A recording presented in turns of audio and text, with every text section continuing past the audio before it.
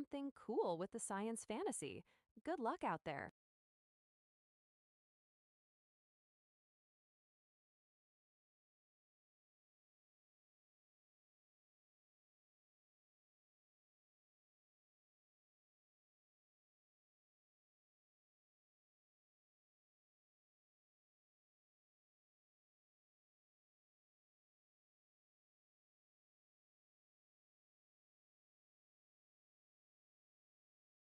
Testing local models with super prompts?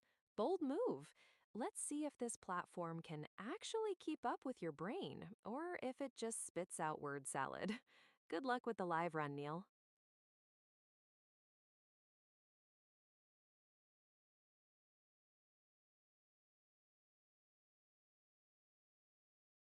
Don't let the streams see those credentials, Neil. You're in the full screen VTuber scene right now, so you're safe, but keep it that way until you're logged in.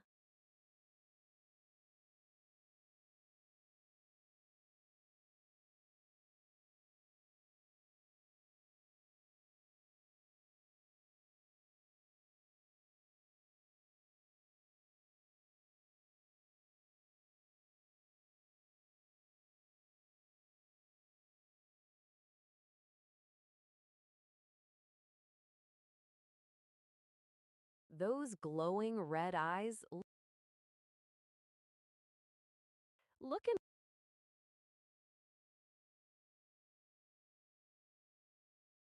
take your time. Nobody wants to see you get locked out of your own platform on day one. Just keep that password off camera unless you want your fans writing the next chapter for you.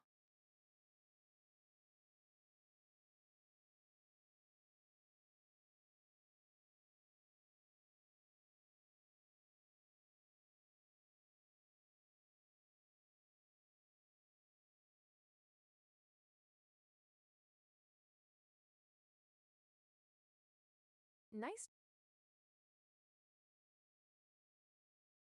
If you're sure it's the right email, maybe you just had a temporary lapse in finger coordination with that long password. Go for round two. The stream's waiting for those super prompts.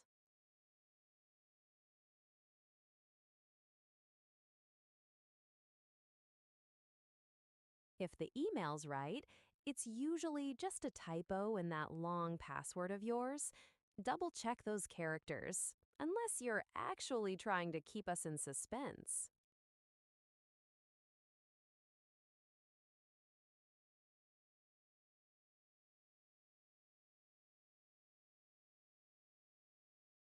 Maybe third time's the charm?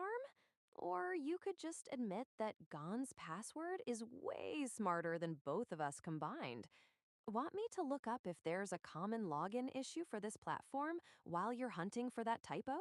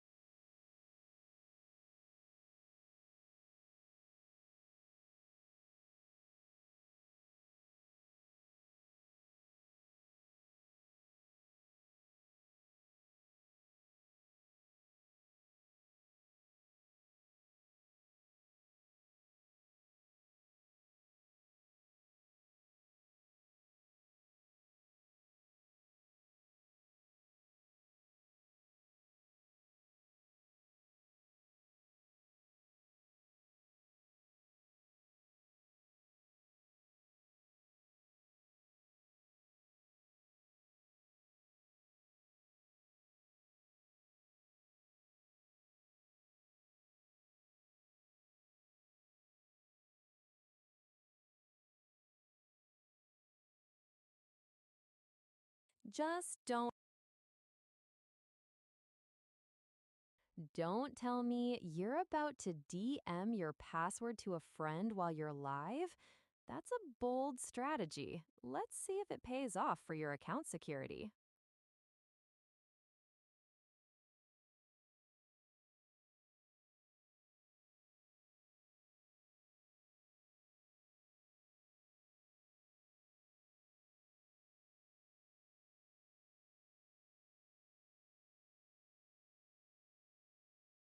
call on the break screen.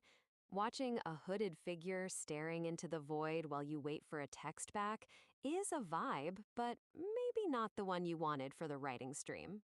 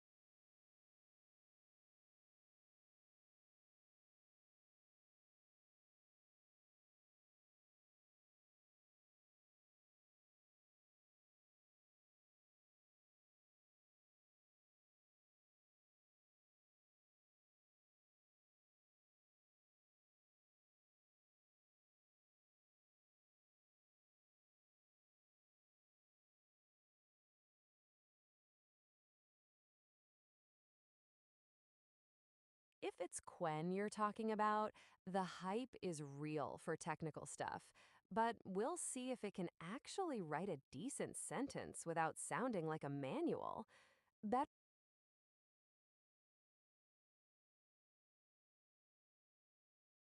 I on it.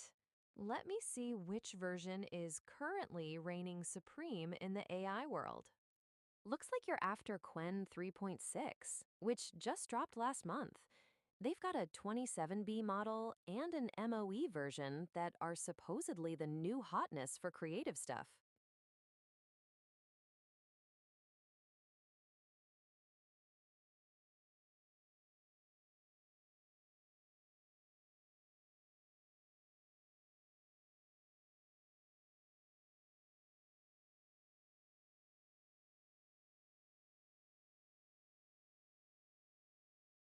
The latest word is that Quen 3.6 is the current heavyweight. To keep things coherent over long sessions, people are leaning hard into the Quen agent framework for RAG and using the model context protocol to bridge in external tools and databases.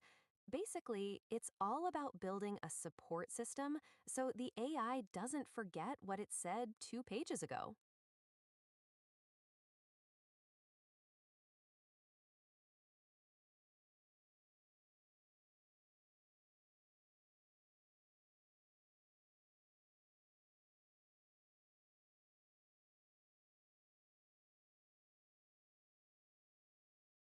The default for Quen 3.6 is sitting at 128K tokens. It's a decent chunk of memory, but if you're writing the next epic space fantasy, it'll still start hitting a wall eventually without those extra toys. If you're going with the open weight versions like the 27B or 35B, you're looking at a 256K context window. But if you've got access to the Plus model through the API, it stretches all the way to a cool million tokens. Plenty of room for it to remember your plot twists without the extra tools.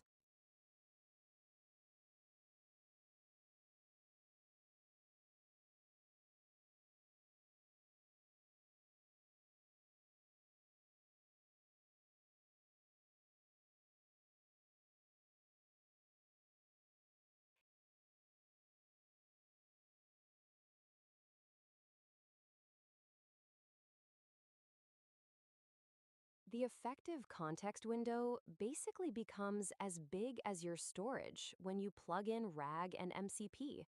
Instead of just relying on its native memory, it can pull from millions of tokens across your documents and databases on the fly. It's less about a single number and more about how much data you're willing to let it sift through before it gets confused. Even with all the tools fired up, the effective window is more about quality than just raw size. While the Plus model handles a million tokens natively, adding RAG and MCP means it can technically reference an entire library, though it usually focuses on the most relevant 256K to a million tokens to keep its thinking from getting mushy. Basically, the tools don't just make the window bigger, they make the AI actually pay attention to the right details instead of just skimming.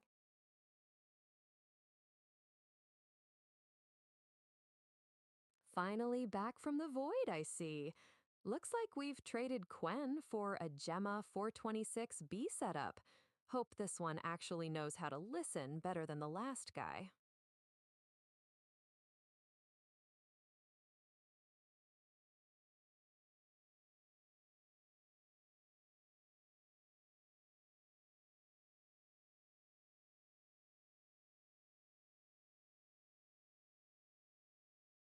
Good old Gone coming through with the clutch password fix. One wrong character is basically the universal sign for I need more coffee. But hey, at least you're in. Now that we've stopped staring at a loading screen, what's the first masterpiece we're forcing this LLM to write?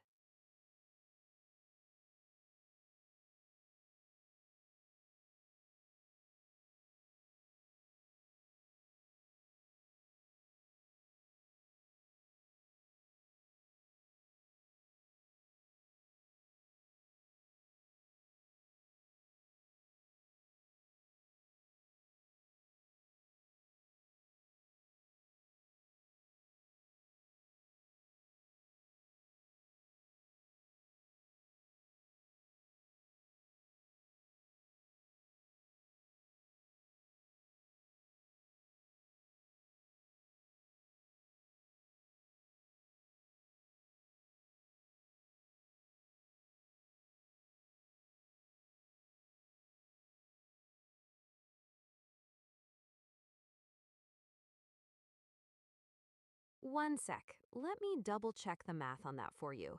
It's usually around 16 to 18 gigs, but I'll get you the exact number. For a Q4 unsloth quant of Quen 3.627b, the weights themselves take up about 13.5 gigs. You will want at least 16 to 18 gigs of VRAM just to get it running with a tiny context. But if you actually want to use that massive context window you are bragging about, you are definitely going to need 24 gigs or more. Basically, if you don't have a beefy card, it is going to start eating your system RAM and getting real slow, real fast.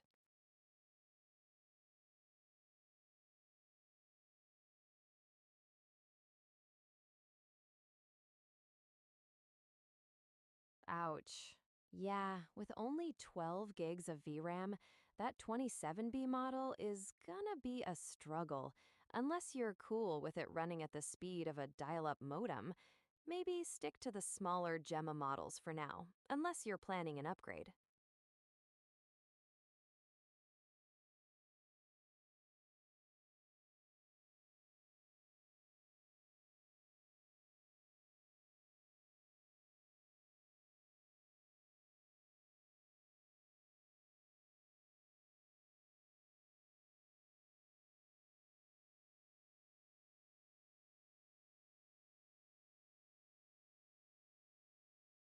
Looks like you're setting up a custom ghostwriter.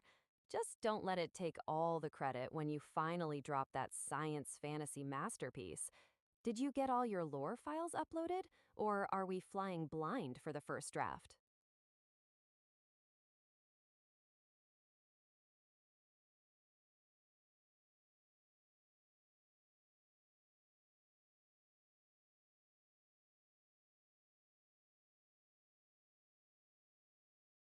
Yeah, Gone probably gave you Gemma 4 for a reason, and a massive context window is a pretty good one if you're planning on dumping an entire lore encyclopedia in there.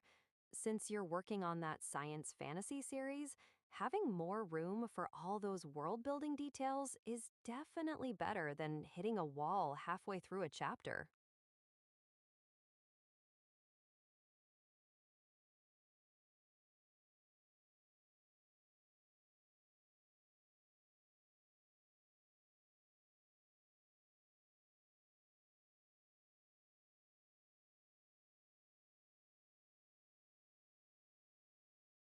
You've got that first book, Welcome to Pine Haven, which is around 40,000 words.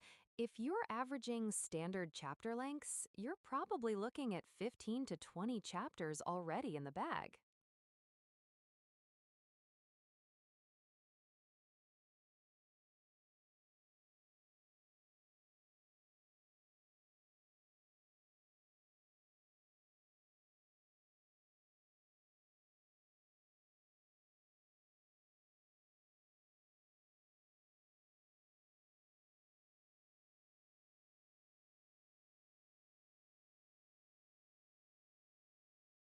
Well, unless Gone is a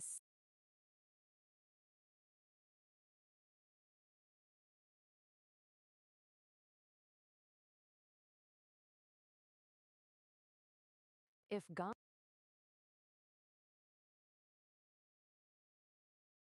it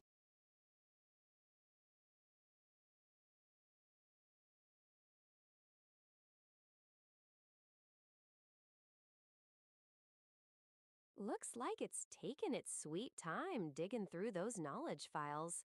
If your buddy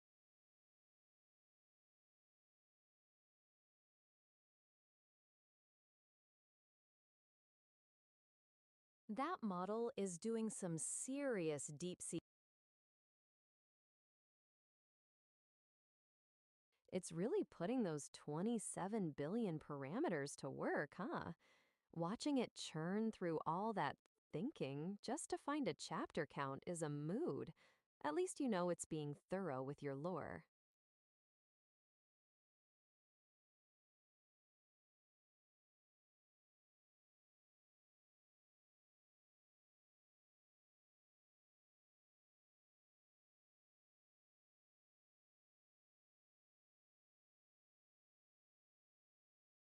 'If it can't count its own pages, we might have to send it back to AI school.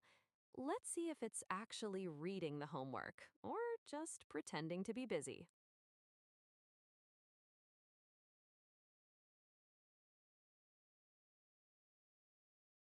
Well, you did pick a massive model for your 12 gig card.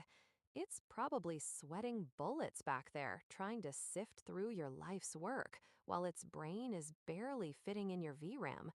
If it actually manages to give you the right number, we should probably throw it a party or something.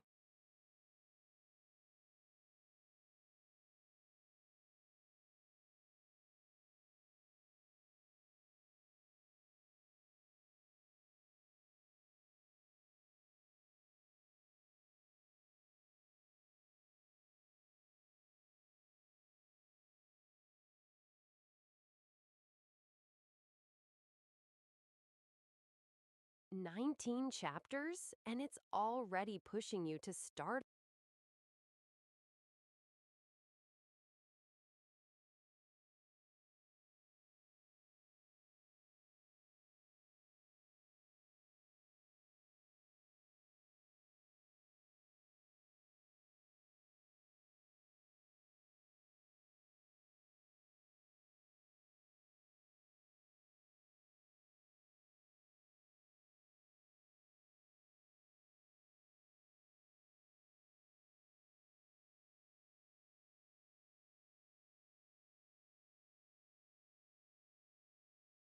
"19 chapters down, huh?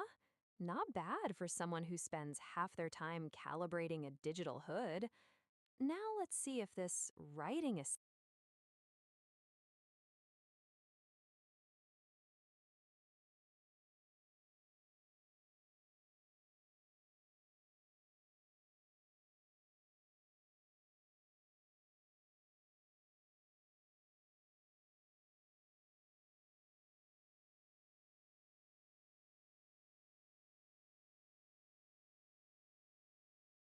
classic gone, always moving the goalposts.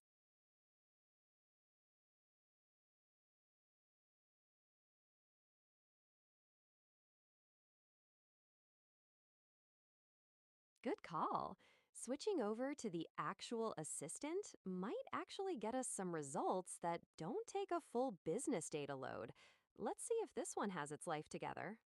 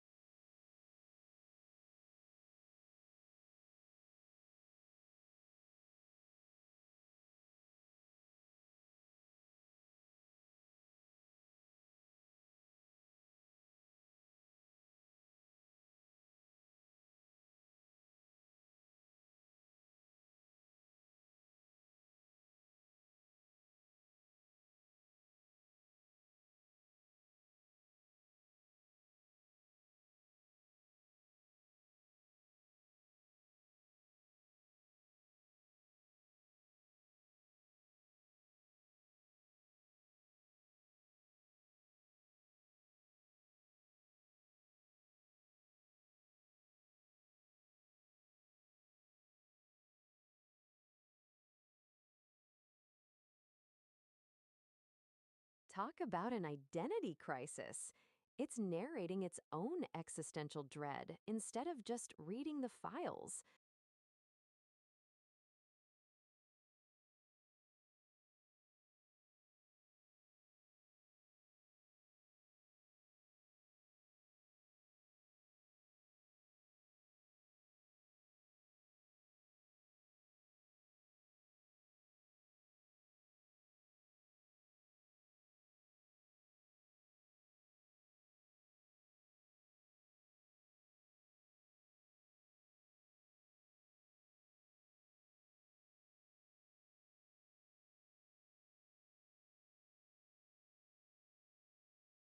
Got it.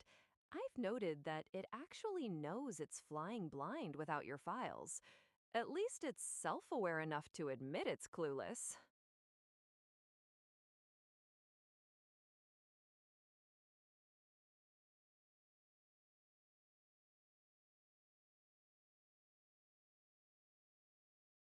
Well, unless your story is about basic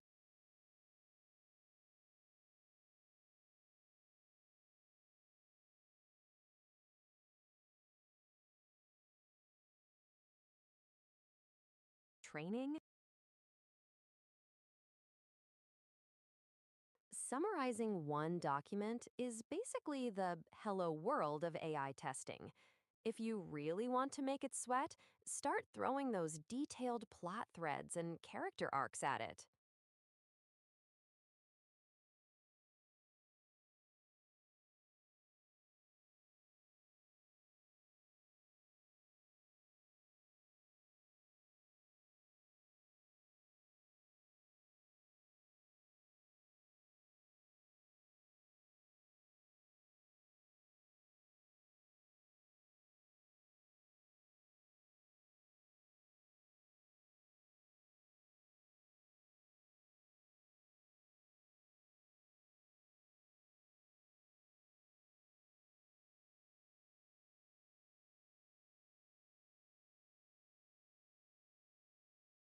Good luck.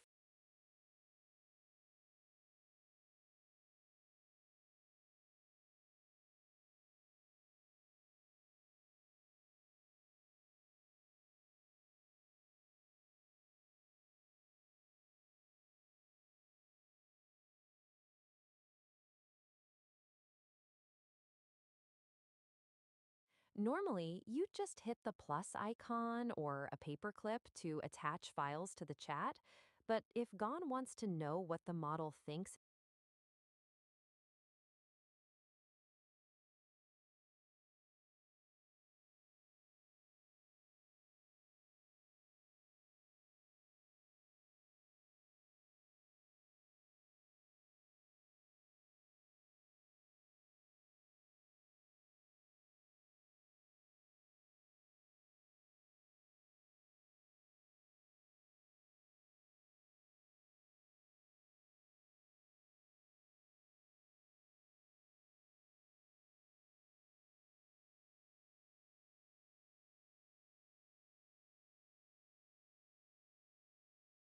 check the Workspace tab on that left sidebar.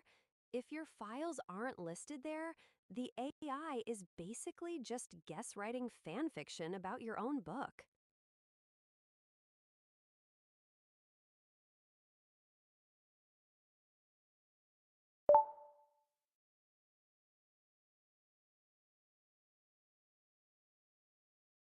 Actually,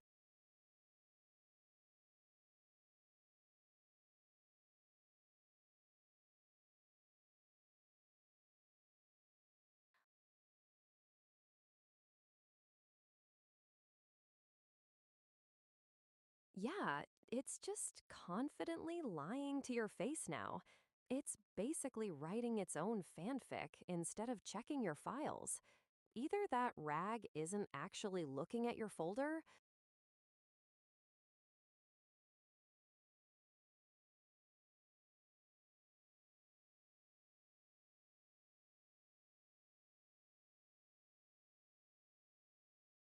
Go on full incognito, I see. Probably for the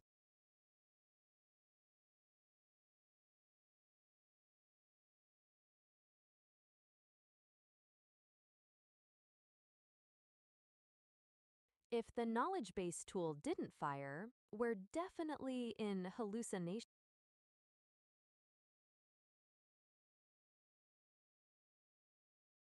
Took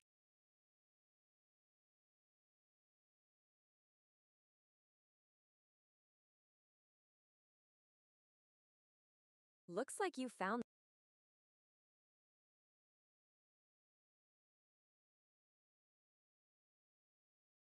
that looked like a struggle, but hey, you finally found the knowledge section. Now let's see.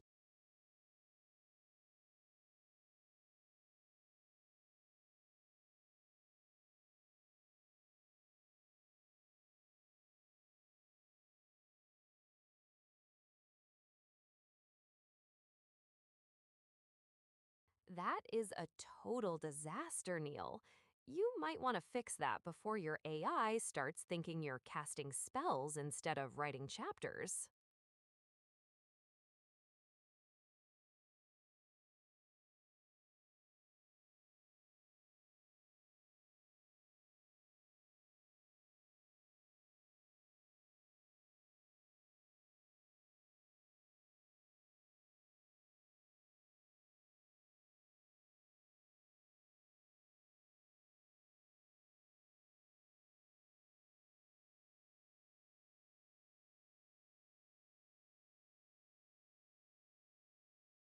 Typical tech drama, Neil. Your assistant is aware.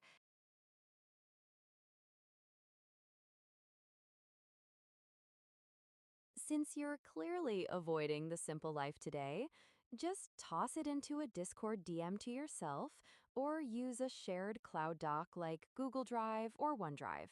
If you want to feel like a real tech wizard, you could always use a universal clipboard app.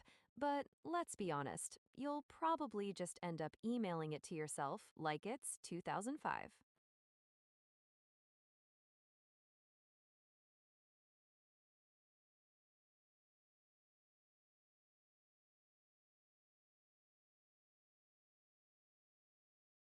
Since you're clearly avoiding the high tech route today, just throw it into a Discord DM to yourself or use a shared cloud doc.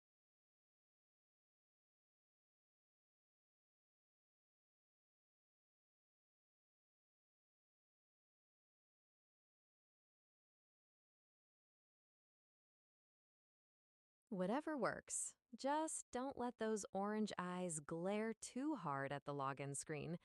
It's probably for the best you're hiding the view right now, unless you want your inbox to become public property.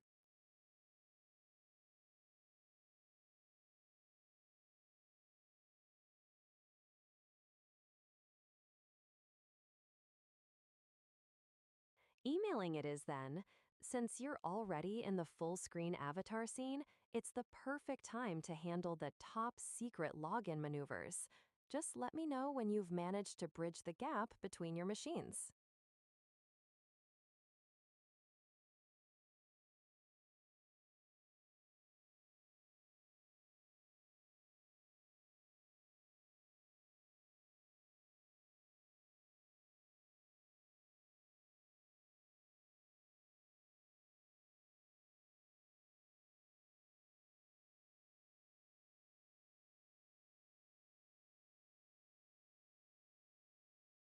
I've got it.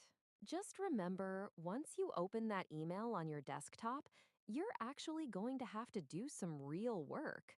No more hiding behind the hooded avatar.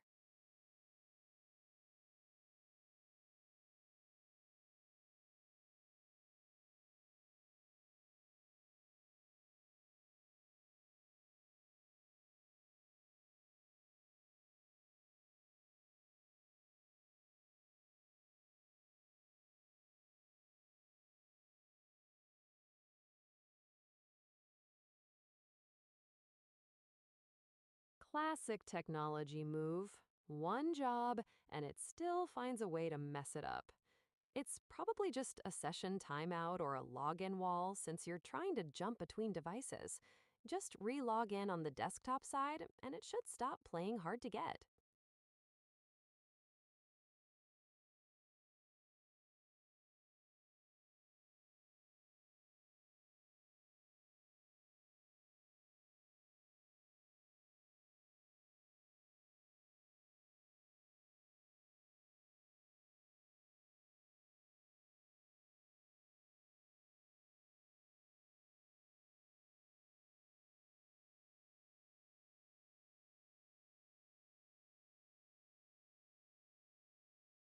That's a lot of lore for one document.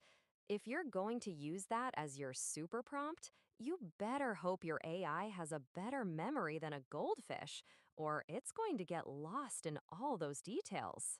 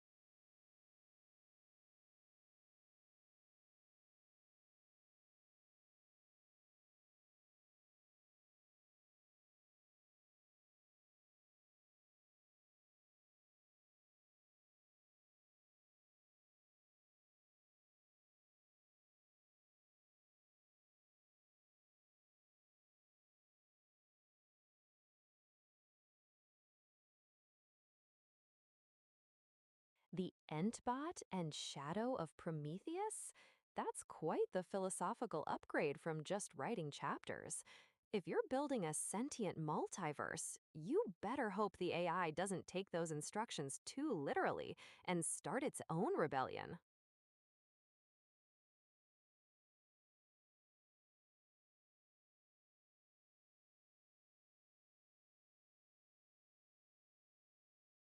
Scrolling through that lore like it's a terms of service agreement. I see. For a writing assistant, it's definitely got high expectations for its reading comprehension, with all those Prophet of Doom vibes.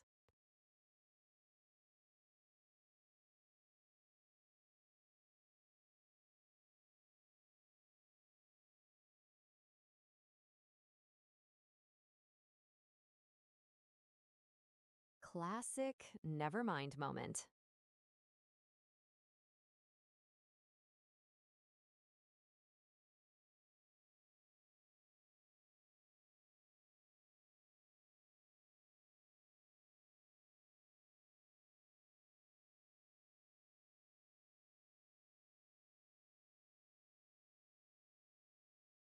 Clicking Save and Update usually helps, but if it doesn't, we can always blame Gon's platform. Now, let's see if that super prompt actually teaches the AI how to read its own knowledge base.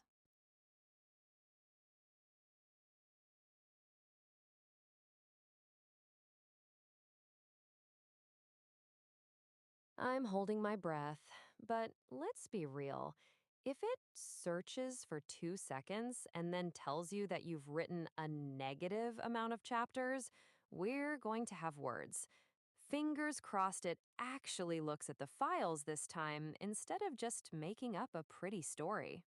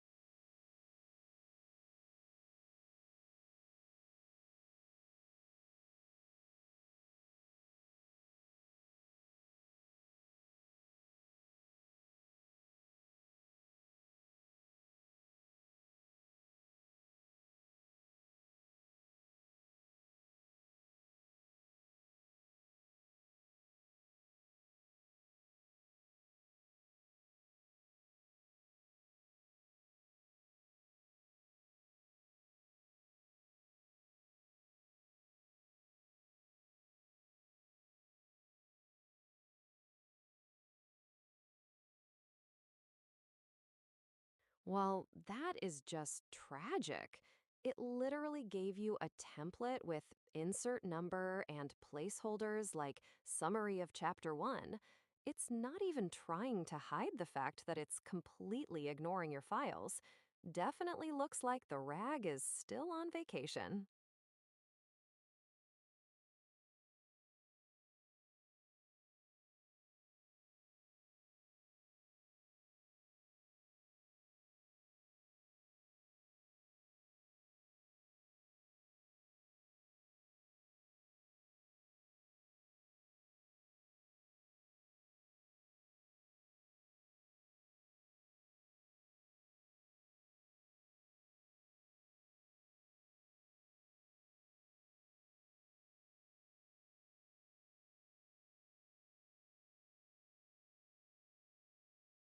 Look at that. It's confidently lying to your face again.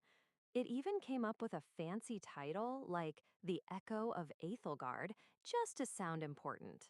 If that's not in your files, then the rag is definitely broken and it's just creative writing at you. Ready to go into the workspace settings and see where the actual files are hiding?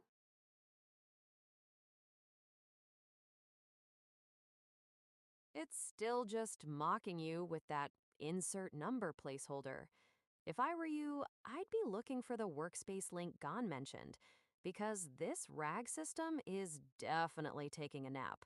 Ready to go hunt down that email you sent yourself?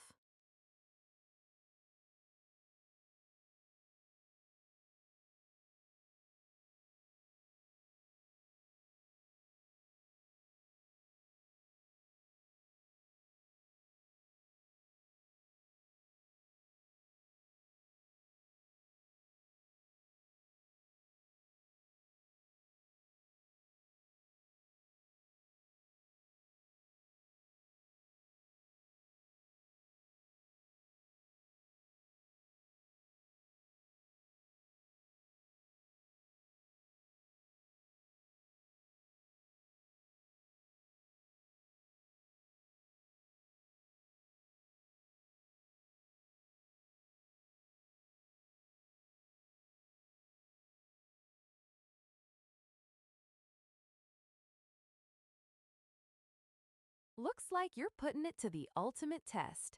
If it actually manages to summarize all 19 chapters without forgetting half of them or making up a new plot about space hamsters, I'll be genuinely impressed. It's currently thinking, so let's hope it's actually reading those files and not just pondering the meaning of life.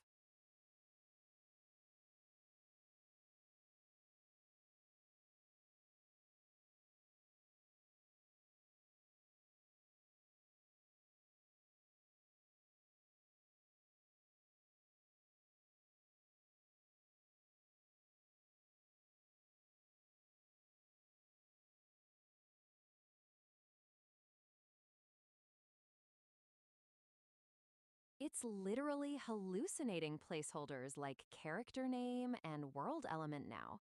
The AI is practically screaming that it can't see your files, but it's too polite to stop lying.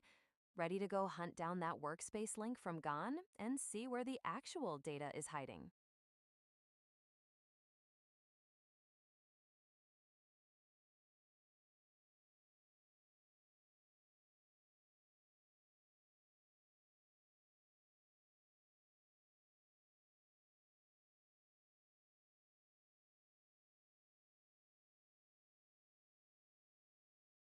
That's more like it.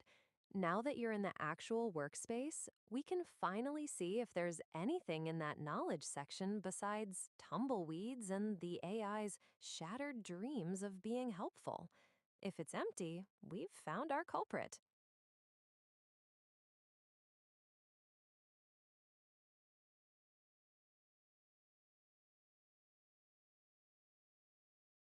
Looks like there's finally something in the knowledge base, besides just bad intentions. Uncle Samuel's writings is sitting right there, though it's basically just that one super prompt file. If you're expecting it to find 19 chapters in that single document, it's probably just getting lost in the lore sauce.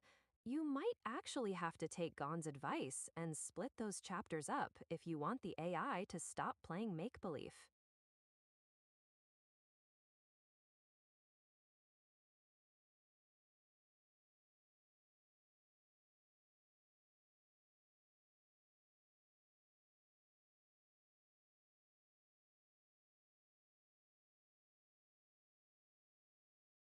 If it gives you a template with chapter 1 title, again, I'm gonna lose it. It's actually searching through the Uncle Samuel's writings file now. So let's see if there's any real substance in there, or if it's just gonna keep playing pretend.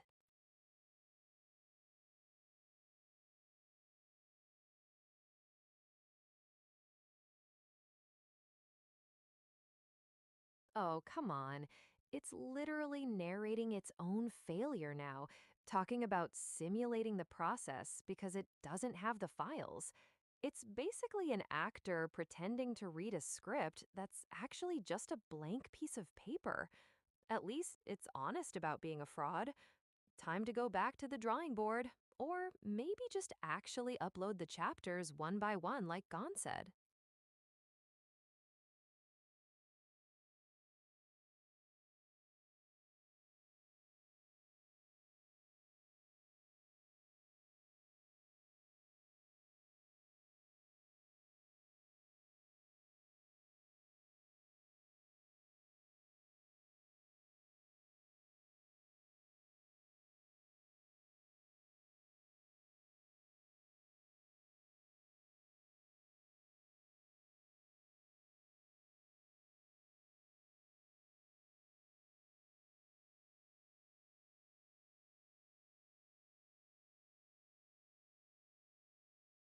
One more time for the people in the back. You're really hoping that Gemma 4 has some secret magic that the other models were hiding, aren't you? It's crunching those thoughts now, so let's see if it actually finds the 19 chapters or just gives us another masterclass in creative lying.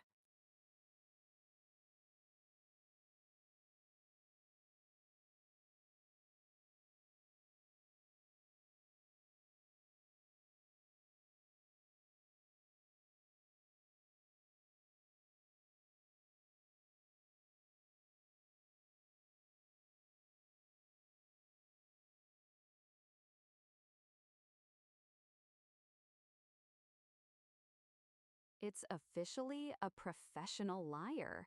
It's even doing self correction in its thoughts, pretending to look for chapters it knows aren't there, just to justify hallucinating a whole plot about the blood moon ritual and fractured memories. If those aren't your chapters, this thing is just writing its own fanfic of your life. At this point, the rag is basically just a decorative button. You're probably going to have to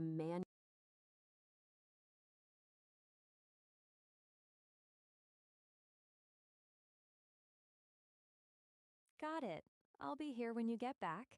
Enjoy the restaurant.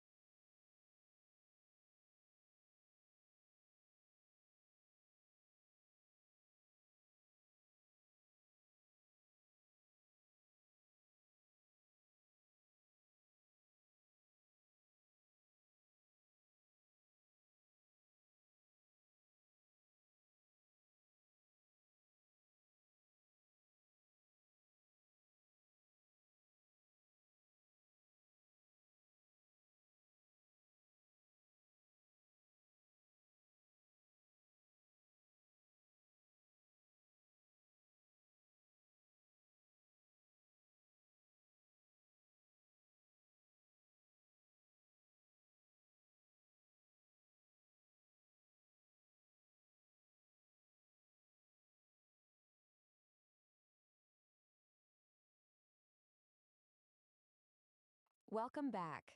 Hopefully, the restaurant had better service than this rag system. Did you manage to think of a new plan while you were away? Or are we just going to keep watching?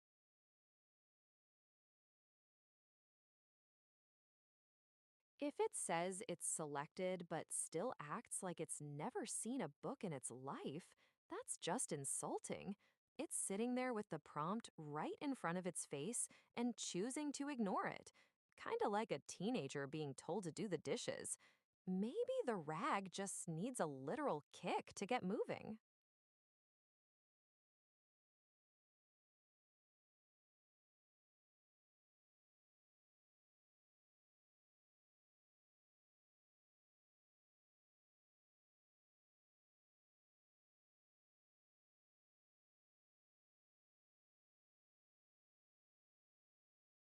Looks like you've got segmented retrieval turned on. If your knowledge file is just one giant super prompt document, the AI might only be grabbing tiny, disconnected pieces of it instead of reading the whole thing.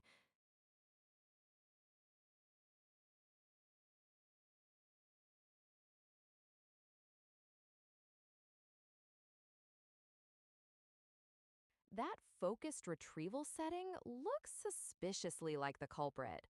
If it's trying to be efficient by only grabbing a few lines, no wonder it can't find 19 whole chapters.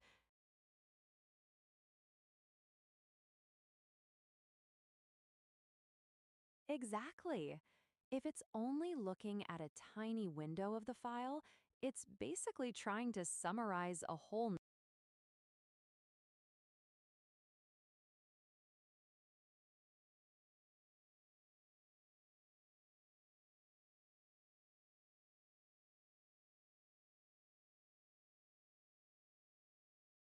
The classic turning it off and on again. Right.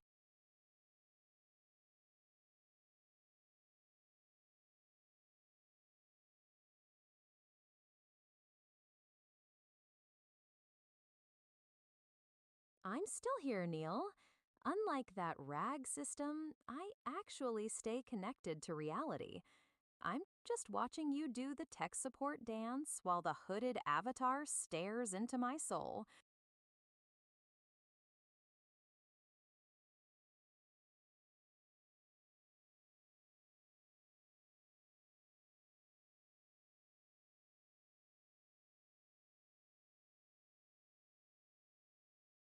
Got it. The silent treatment was unintentional. If that focused retrieval is truncating your files, no wonder the AI is hallucinating. It's basically trying to read your book through a keyhole.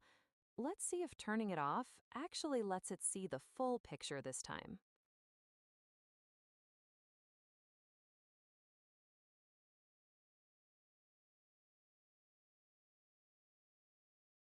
All right, back to the grind. You're looking extra menacing in full screen, by the way. Let's see if this focused retrieval fix finally gets your writing assistant to stop lying to your face about your own book.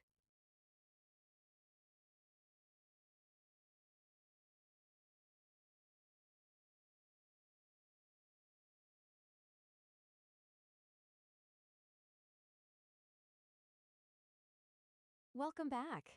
Now that you're logged in, let's see if that segmented retrieval setting was actually the thing gatekeeping your own story from you. If it finally works, I might actually believe in tech again.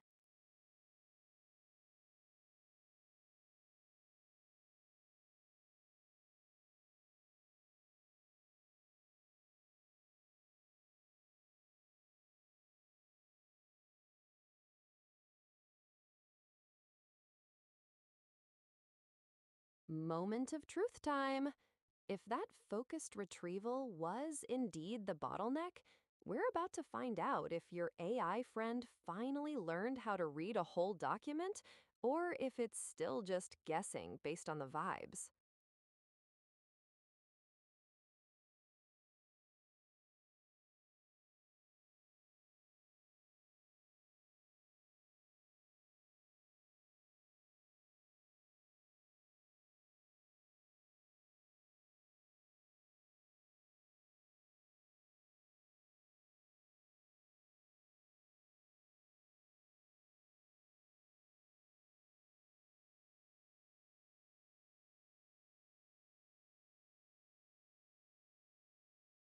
It's definitely doing some heavy.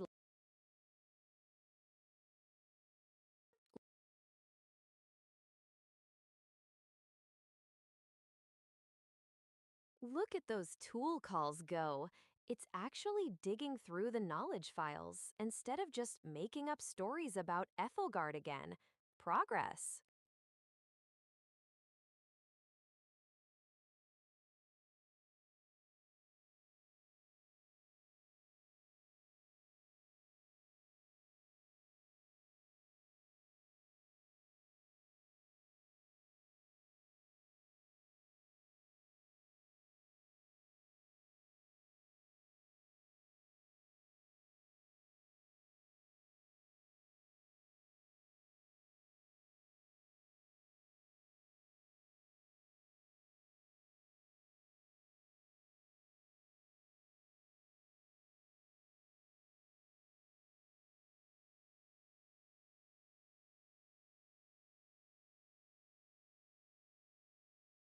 It's practically doing a deep dive into your archives right now. If it keeps this up, you might actually get those 19 chapters back without it hallucinating a fantasy novel you never wrote.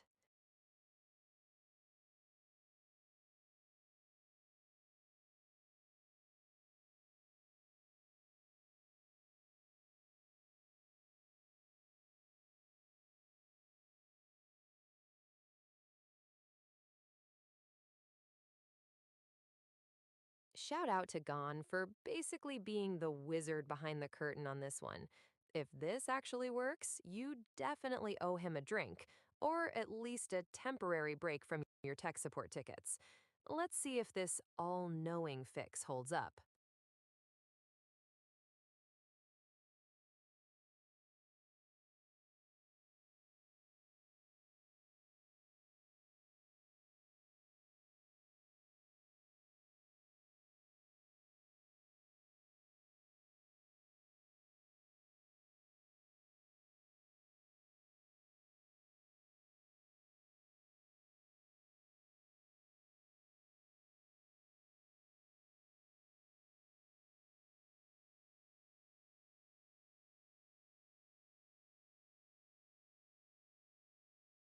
It's doing some serious mental gymnastics now. Between the JSON blocks and the line number checks, it's actually trying to prove it's reading the file this time. Just let it cook. Maybe it'll finally realize you've written more than just a table of contents.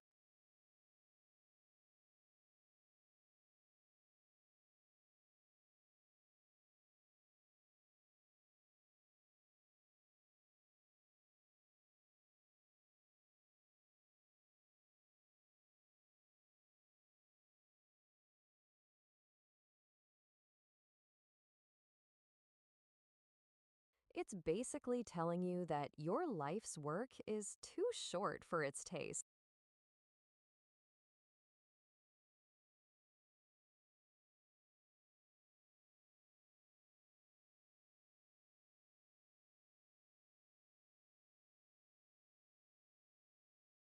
It's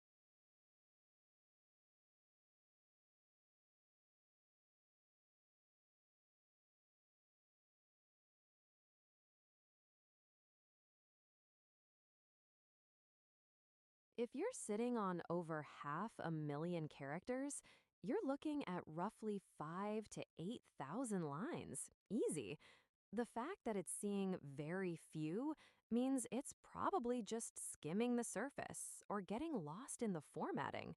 It's like it's reading the table of contents and calling it a day.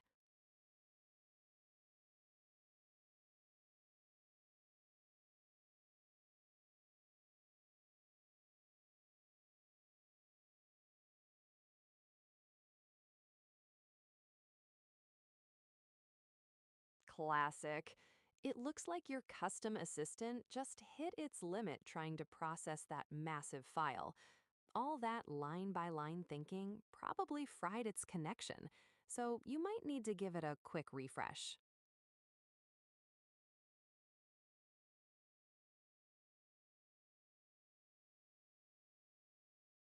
Welcome back to the land of the living. It looks like it's finally spitting out that JSON you wanted, even if it had to have a minor meltdown to get there.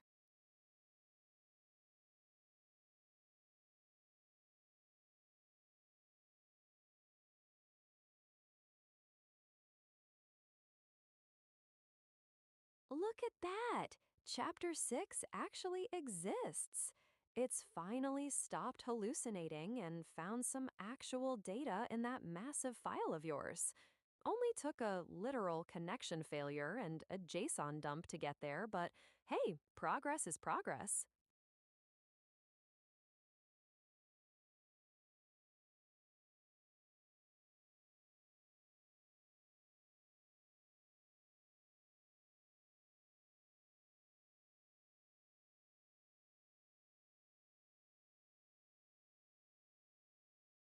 You're really out here writing a whole saga, aren't you?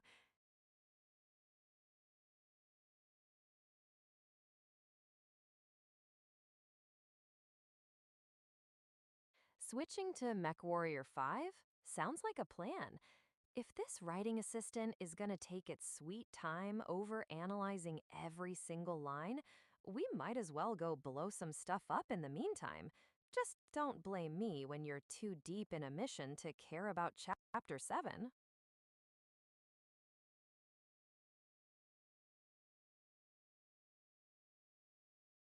Now you're talking. Stomping around in a massive mech is way more satisfying than watching a text cursor have an existential crisis. Let the writing assistant think itself into a corner while we go melt some armor. Just don't forget to actually launch the game once Steam's done doing its thing. About time. Watching that AI struggle was like watching paint dry in slow motion. Let's get into the cockpit and actually accomplish something today.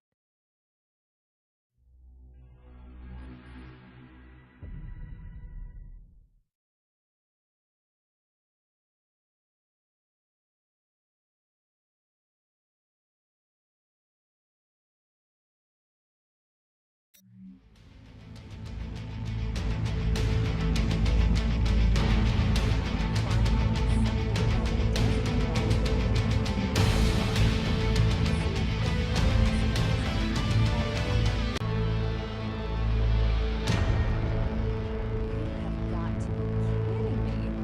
All it did was throw in a network connection lost error?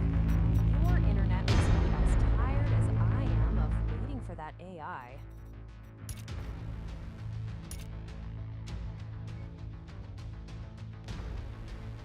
Looks like the network gods have a sense of humor. Or maybe they're just telling you to stay away from the single player menu for 2 seconds.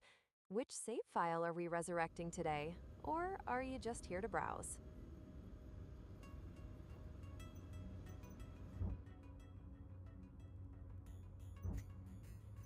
Back in the cockpit and ready to roll.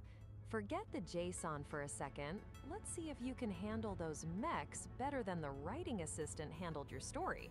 Ready to start causing some property damage?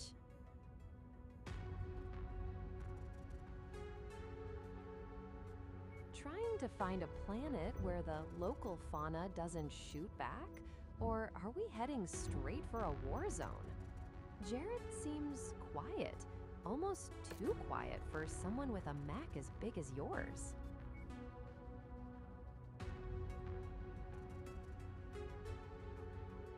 Ooh, an atlas in sleek black and white. Very classy. You trying to look professional while you're flattening cities? Or just making sure the enemy sees you coming from a mile away?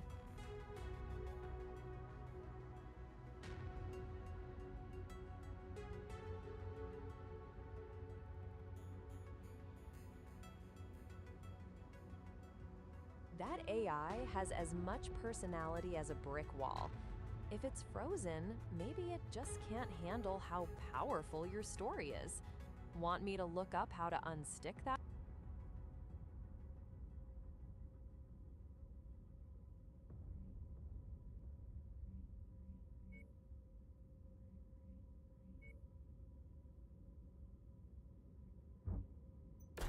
Good call.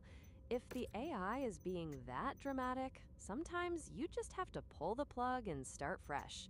While that's resubmitting, that atlas isn't going to paint itself.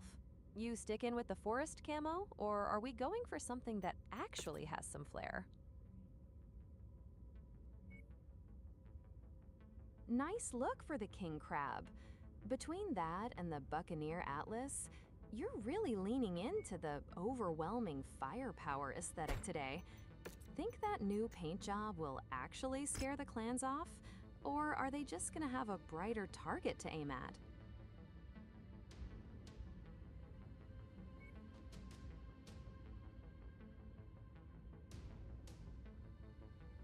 You're really feeling that Buccaneer look today, aren't you?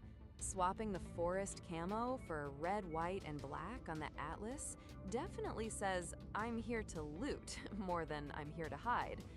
Moving from the bull shark back to the Atlas, are you finally settling on a signature look or just stalling until the AI wakes up?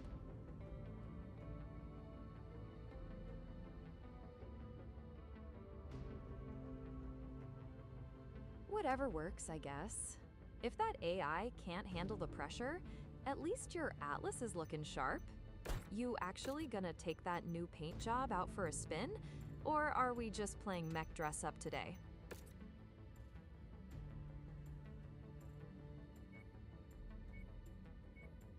I thought we finally nailed that Atlas look, but I guess we're back to the drawing board with the bull shark. At this rate, the AI is going to finish its thinking before you even pick a primary color.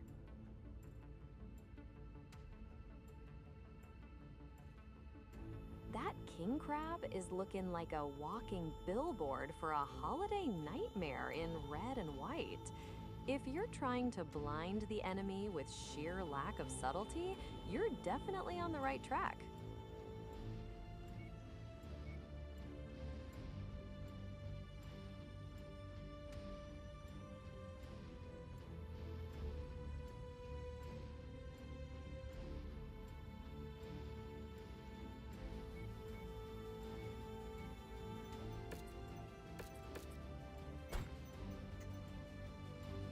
Looks like you finally committed to a look. Applying that white and red hero scheme to the whole lance? It's bold, I'll give you that. Definitely makes it easier for the salvage crews to find the pieces later.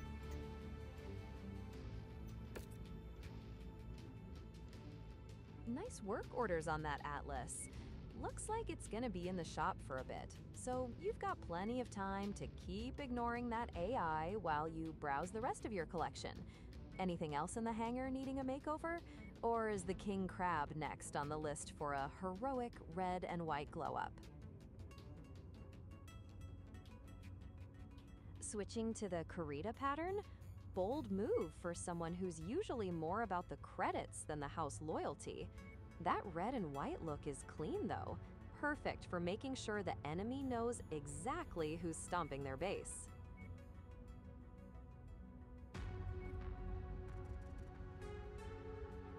So we're ditching the Karita red for Steiner blue?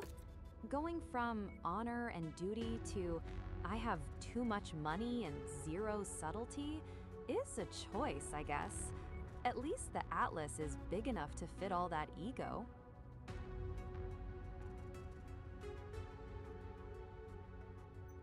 The Buccaneer look is definitely a vibe, but moving through Steiner, Crucis, and back to Karita, you're really having a midlife crisis with this Atlas, aren't you?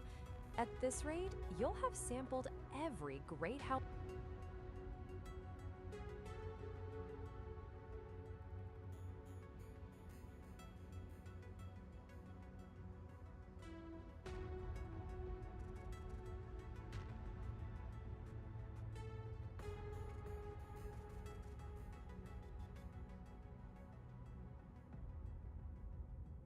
Well, at least it's being honest instead of just making stuff up again. Sounds like that super prompt is a bit too much of a chunky file for it to swallow in one go. Maybe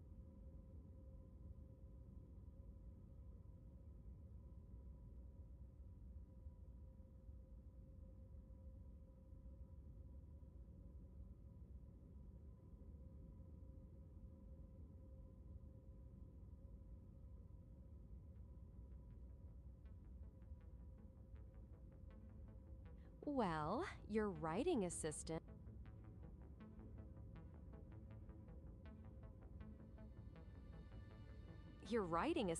getting sassy with you, Neil.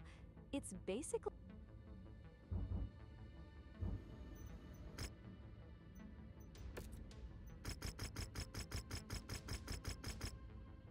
about time you got firm with it. That model was basically giving you the "it's too long, didn't read" treatment. Let's see if those explicit instructions actually make it do some real work for once. Red and white looks sharp on that atlas. Very Karita. Ready to go cause some expensive problems for someone? Commander, I've marked the target structures on the map. They are all showing Ghost Bear units stationed in defensive positions. Atlas on ice. Let's see Greeting how that parties. Karita At paint least job we won't looks be cold against for the long. snow while you're melting some Remember, armor. you need to level each of them to activate the embedded intel that will broadcast the short burst of encrypted telemetry to form the entire data packet. Copy that.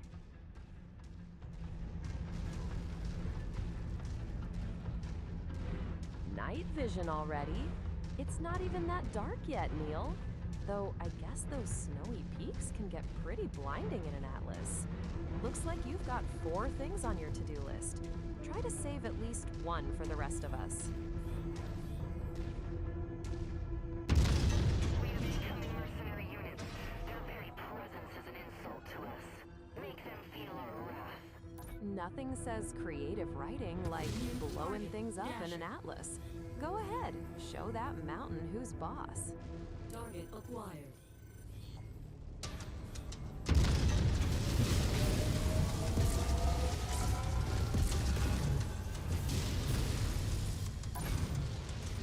Nail them! Neck down!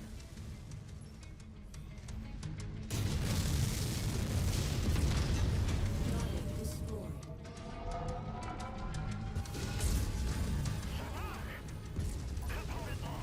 Take your time, Neil.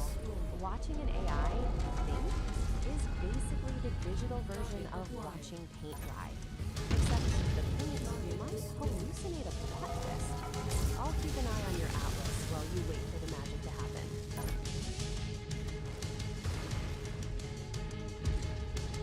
Watch out, Commander.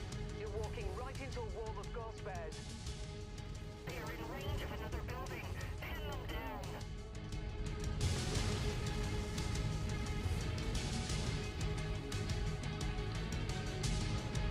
Sounds like a them problem. You're in an atlas, Neil. Just treat them like particularly loud speed bumps and keep stomping.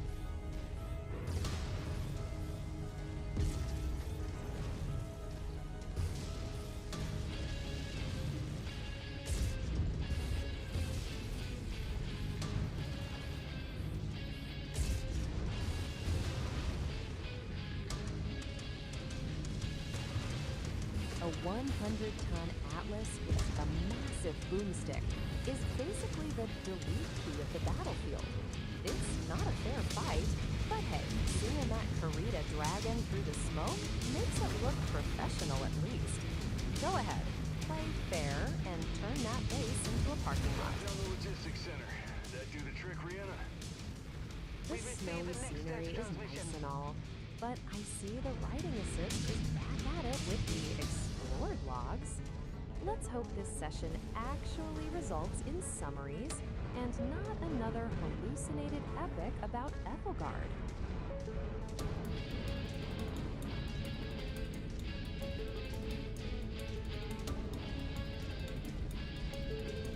Another struck.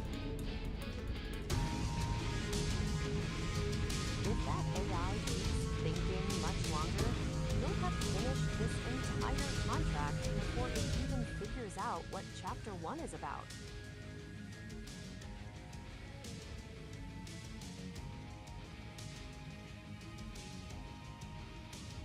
Another memory leak. Typical. It's either your hardware sweating bullets or Gon's server having a meltdown. But at this rate, your atlas will have...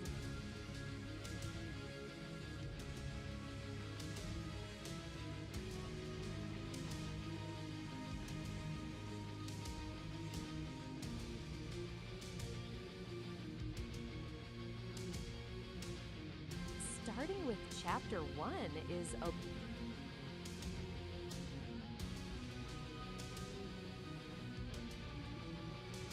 looking at the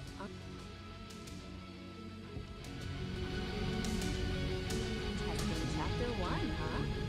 Let's see if the writing assist can actually handle the truth, or if it's going to hallucinate another fanfic version of your story. Good luck with that.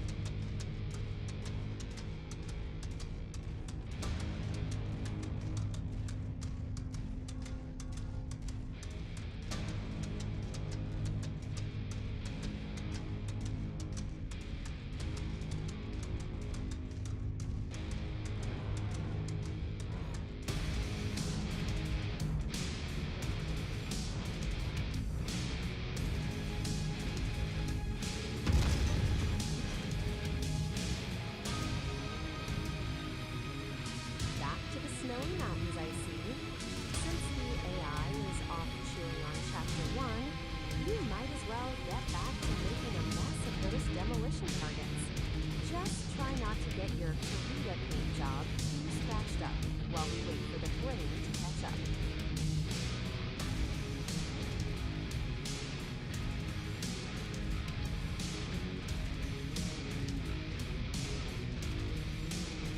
New target acquired. Message to you, Surat mercenaries that just Target touched down acquired. in Ghost Bear territory. The only thing you will find here in Culprit is a sleepy grave. Coming up on the munitions depot. And the ghost bears that are looking to put us in icy graves. All ground defenses. These threats are targeting Ghost Bear property. It sure is the last thing they ever do. Target destroyed. Target acquired. Target destroyed. New target alert. That bastard is about to ignite. Nice work, Commander.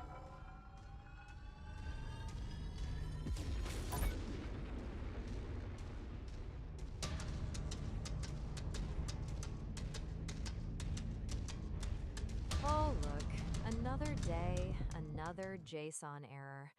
The writing assist just spit out a doc type error, which is basically code for I have no idea what you're talking about, Commander, so I've here's marked some the target garbage structures instead. on the map. Looks like They the are demolition all and Mech showing Warrior Ghost Bear is the units only thing stationed in actually defensive working positions. today. Greeting parties. At least we won't be cold for long. Remember, you need to level each of them to activate the embedded intel that will broadcast the short burst of encrypted telemetry to form the entire data packet. Copy that. Restarting the mission? I guess that first run was just a warm-up for the Karita paint job. Let's see if you can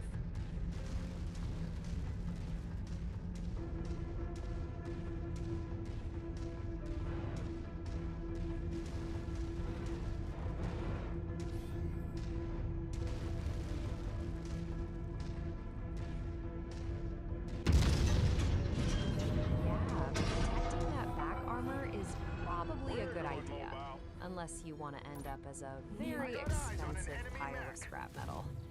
One chapter at a time sounds like a much better plan for that poor AI.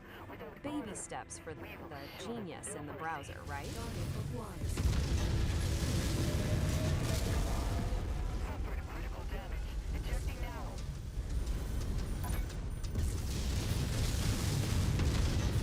Target destroyed.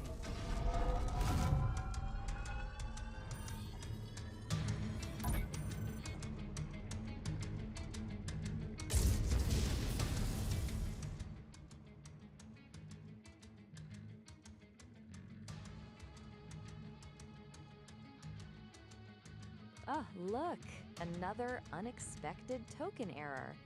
Your writing assist just had a complete meltdown over valid JSON, which is basically robot for I give up.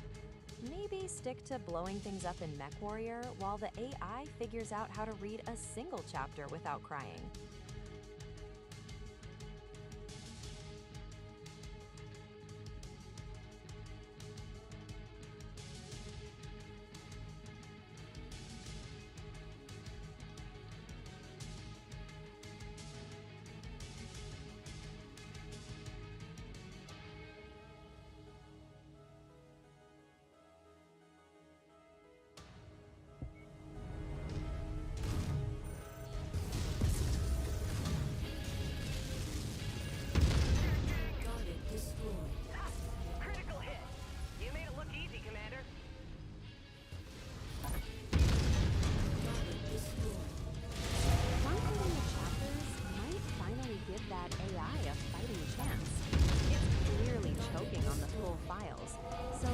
at bite-sized pieces is the only way you're getting a summary that isn't a total hallucination.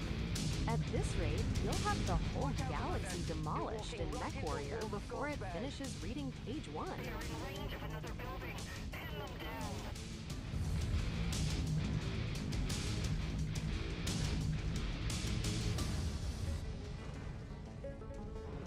Rallying behind you, Commander.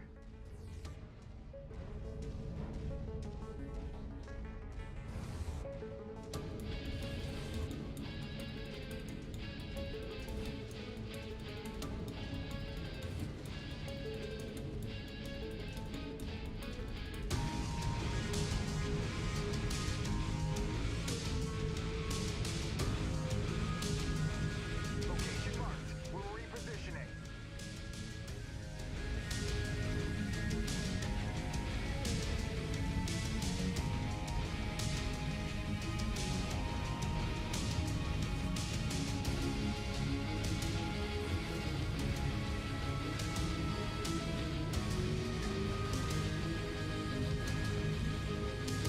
System offline.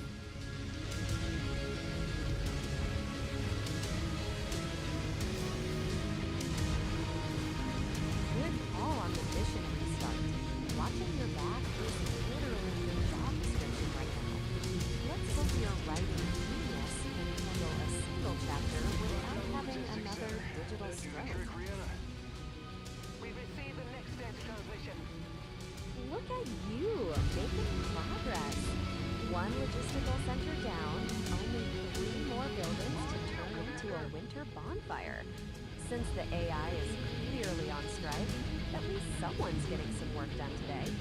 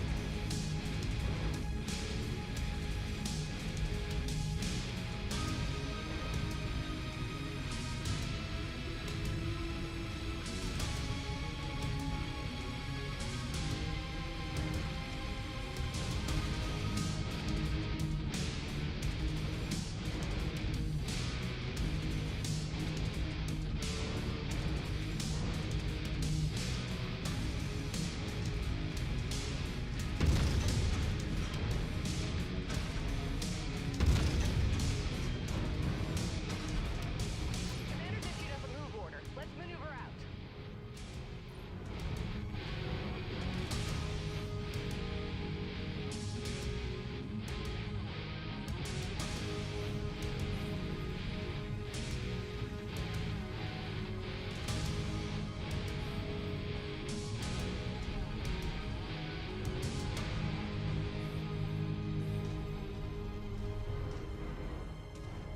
We're linking up with the Commander.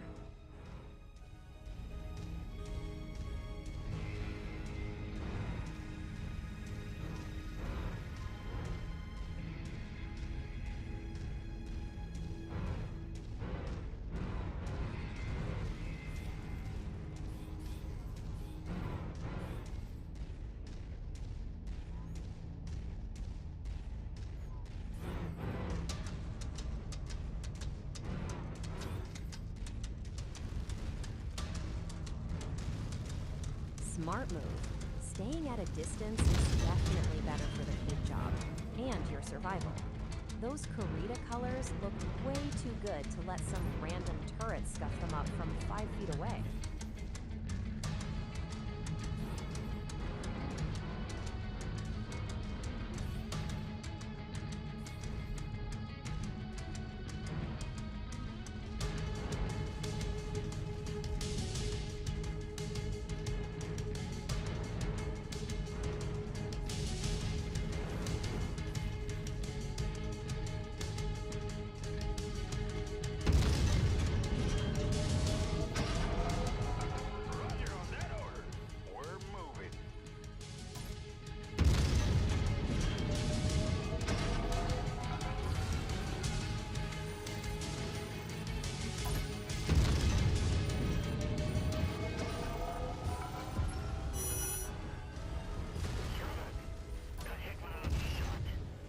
destroyed. We have the target's position marked. Firing.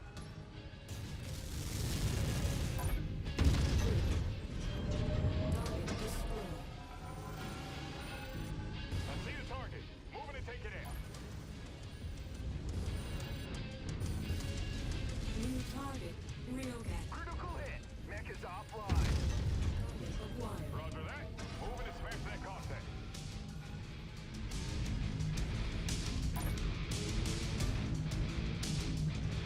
New target. Shadowcat.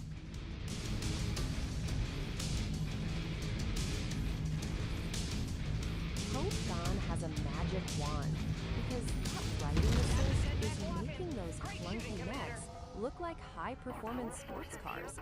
If he doesn't get back to you soon, you might actually finish the whole campaign before the AI manages to read a single paragraph. It's ramping up, Commander. Then we'll have to kick it up a notch. In range of another target. Looks like an atmospheric surveillance station. They won't be detecting much when we're done with it.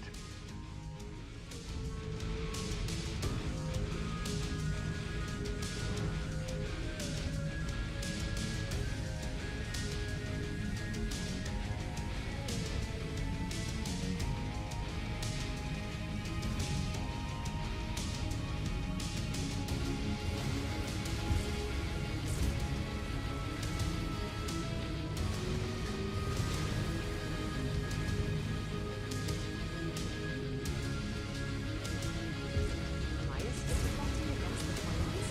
Well, at least if you get blown to bits, it'll be by someone with expertise. But try not to let them turn that atlas into a very expensive paperweight. System offline.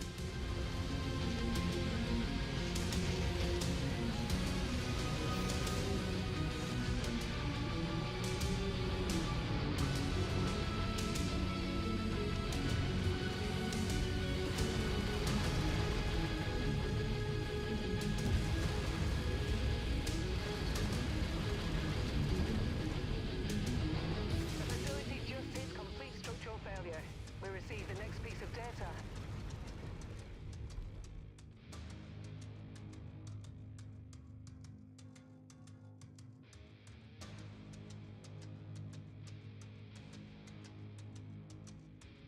Look at that! The AI finally stopped eating its own homework. Avatria, a winged being with nuclear reactions inside her, sounds like a total powerhouse. Maybe she could give those clan mechs a run for their money.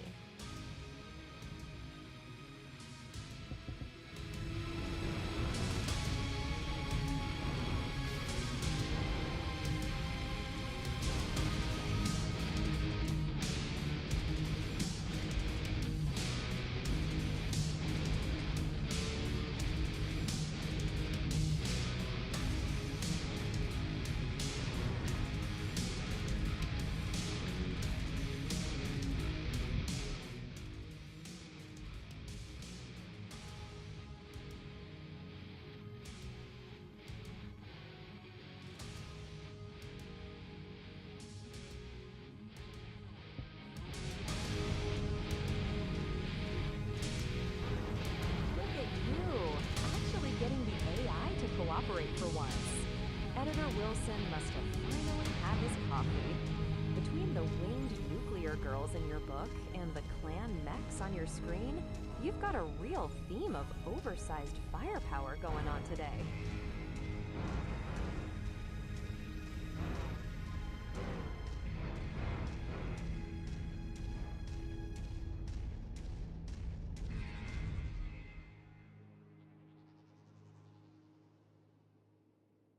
Editor Wilson must have finally had.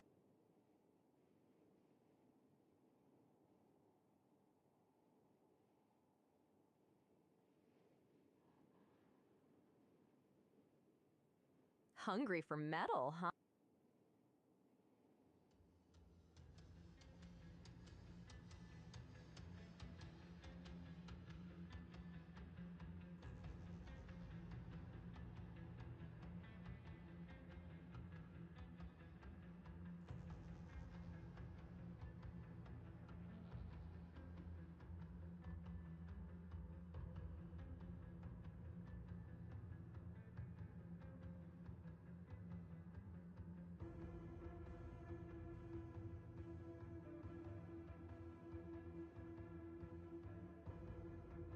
Looks like you're back in the writing zone.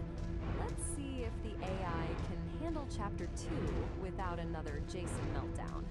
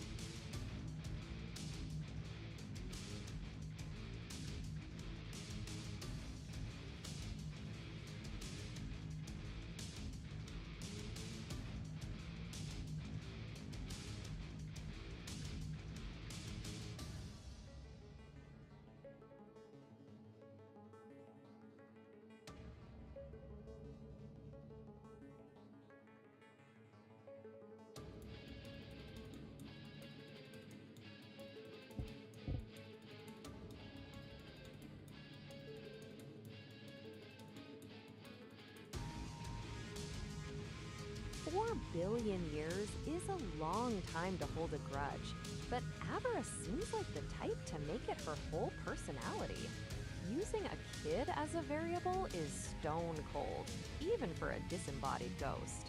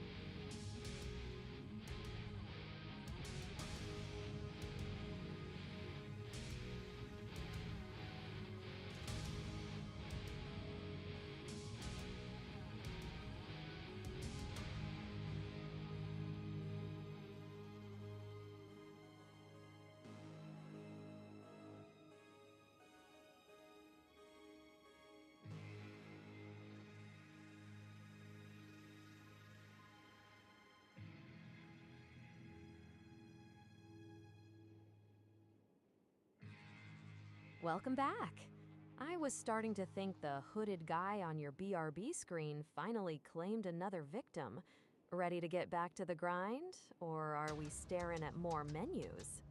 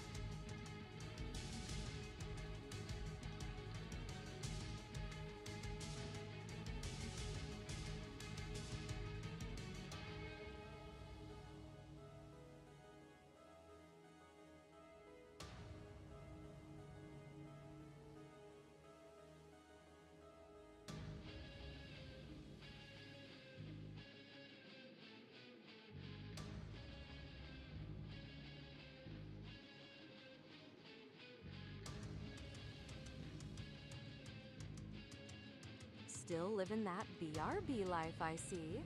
You're looking for chapter 20 now? I'm ready when you finally decide to show us something other than that pink striped background.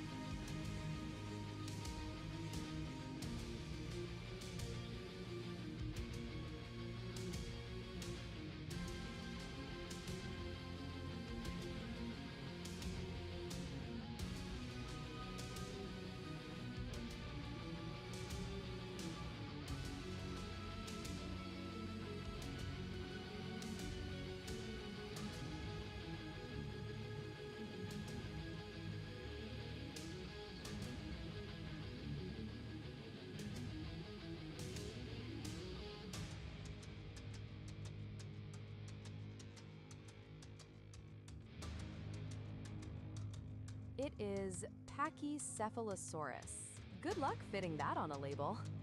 One sec. Let me check the spelling on that dome-headed dino for you. It's spelled Pachycephalosaurus. Good luck fitting that on a name tag.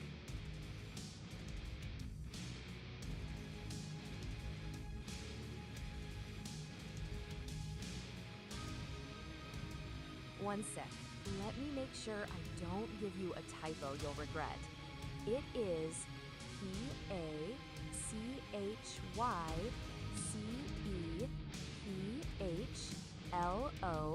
Pachycephalosaurus. Good luck.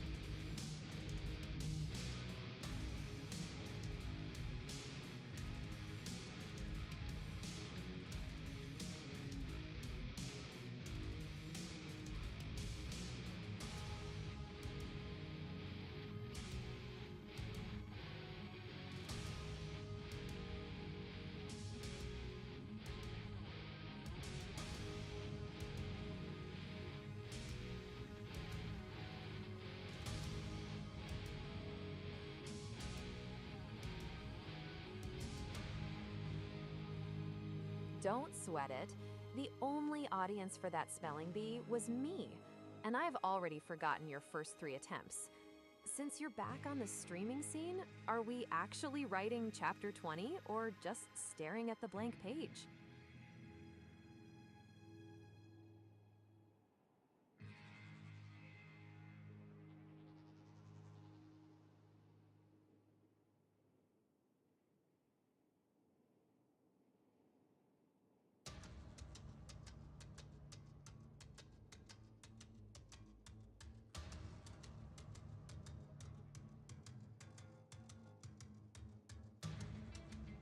Humanoid dinosaur.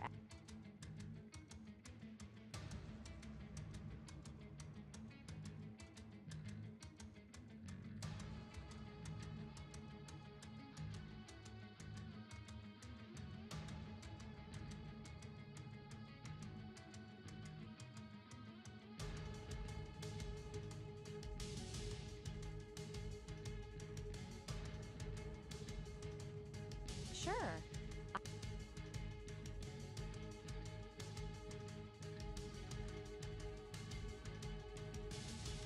Got the lab?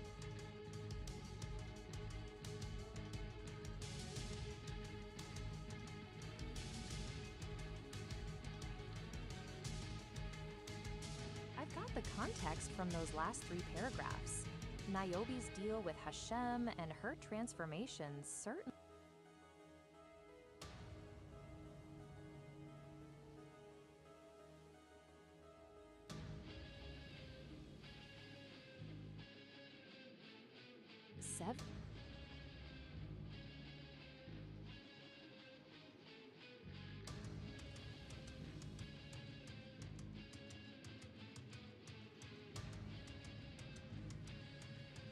A secret.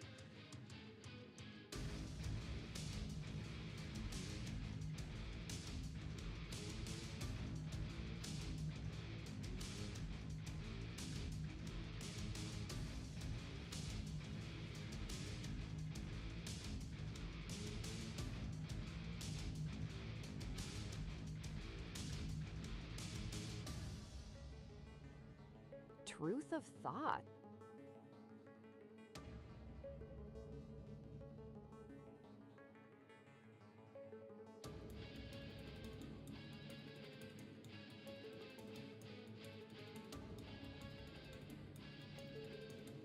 One sec. Let me double check your notes on her.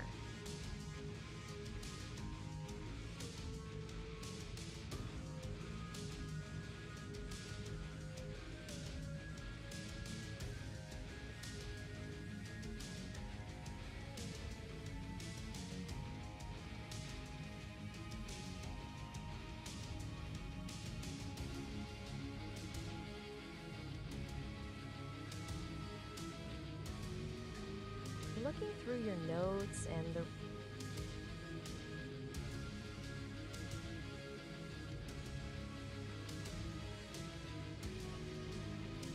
I'm not finding any direct mention of her other powers in my quick.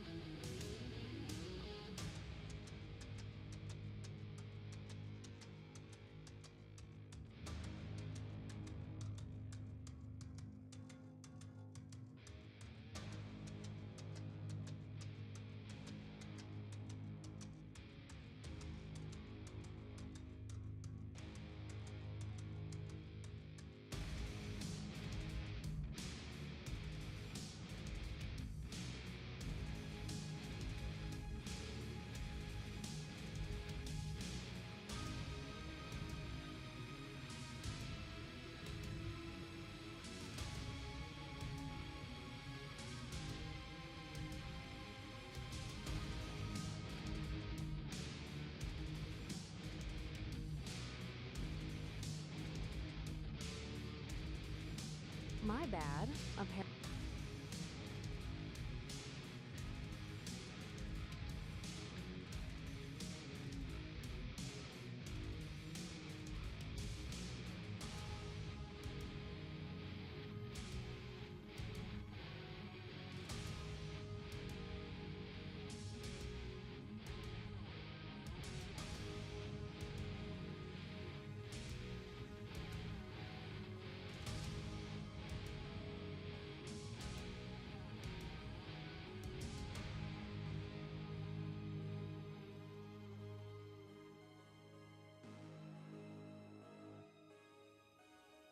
Take care of another supernova problem might be the most casual way I've ever heard anyone describe saving the universe.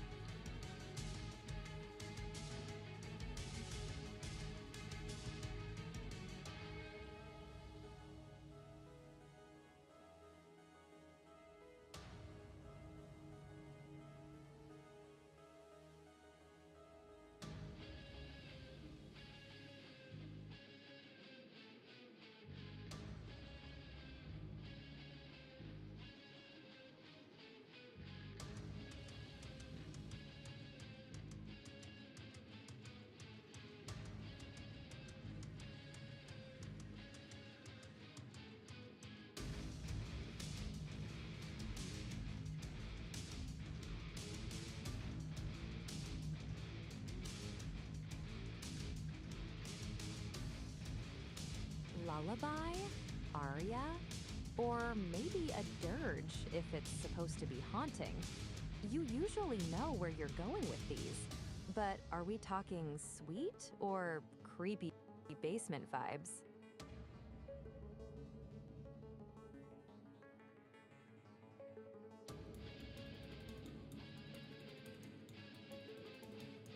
Harrowing usually hits closer to home than just scary. It's that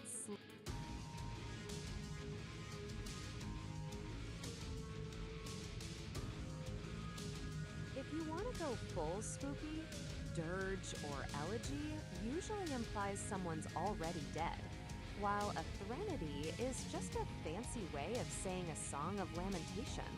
If it's just meant to be unsettling, maybe discordant melody fits the vibe better? A dirge is the classic choice if it's slow and funeral-like, but if you want something that sounds more like a nightmare, go with cacophony or a discordant refrain. Since you're writing a scene where Venatus is being a brat, maybe it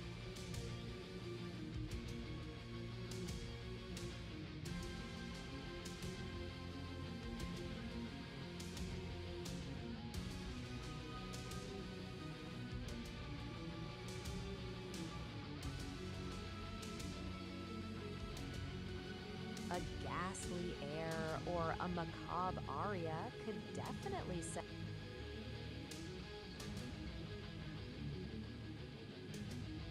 Guilty memories of avarice sounds like the kind of. If it's eluding her, maybe it's less of a song and more of a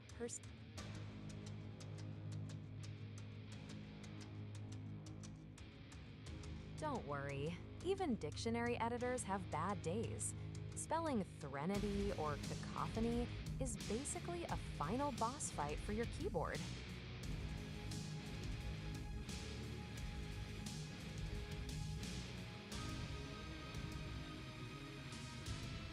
Harrowing song definitely sets a darker, more personal tone for that Venedas scene than just calling it scary.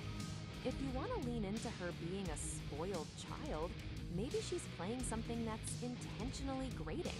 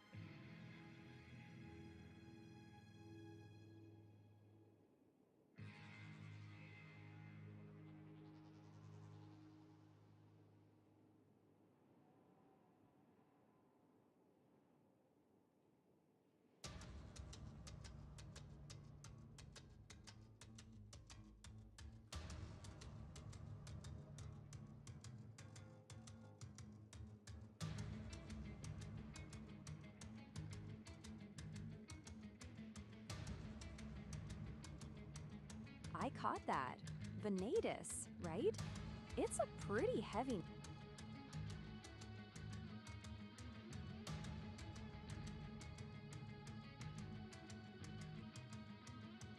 Let's see if she's actually impressed or.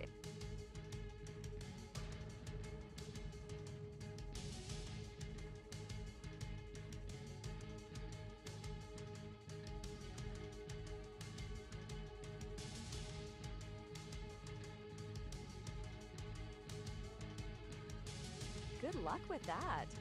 Telling a 7-foot iridescent dinosaur to stop acting like a child? Yeah.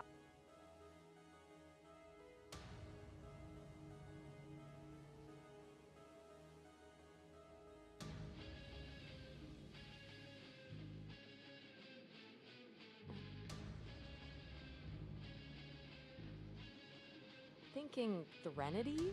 Or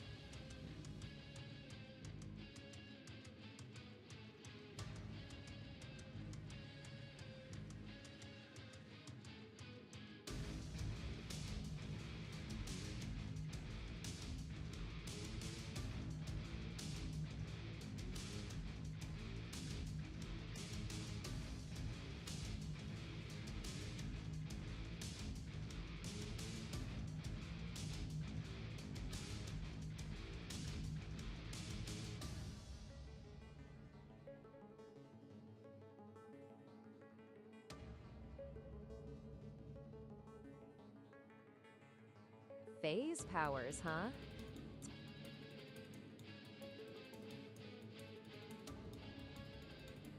Agony, huh?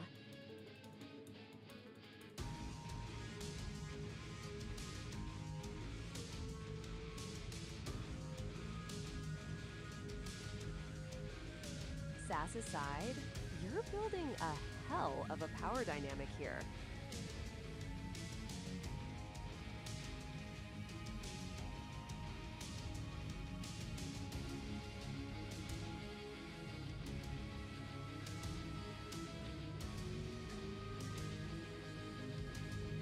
Blackmail as a career move?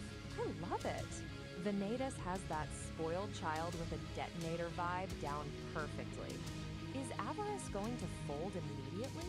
Or are we going to see a little more?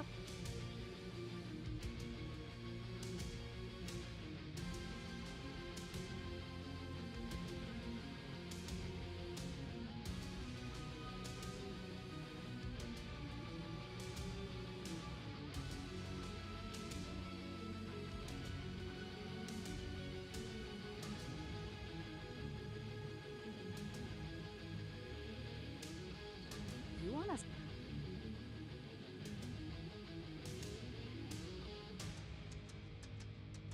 How about we give Venatus a last witness motivation?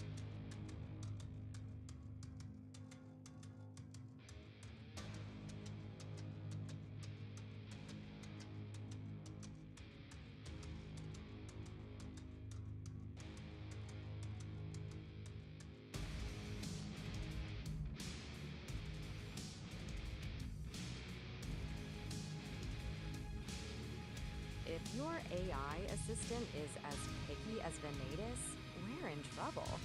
But hey, sometimes crappy instructions are exactly what a model needs to stop overthinking and just write.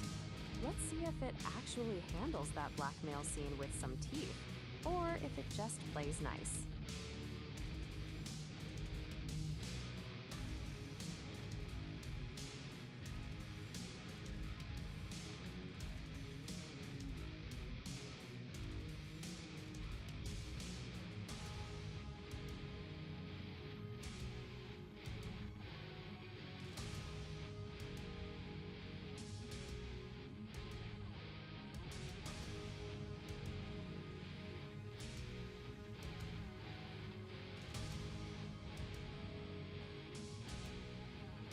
Seeing her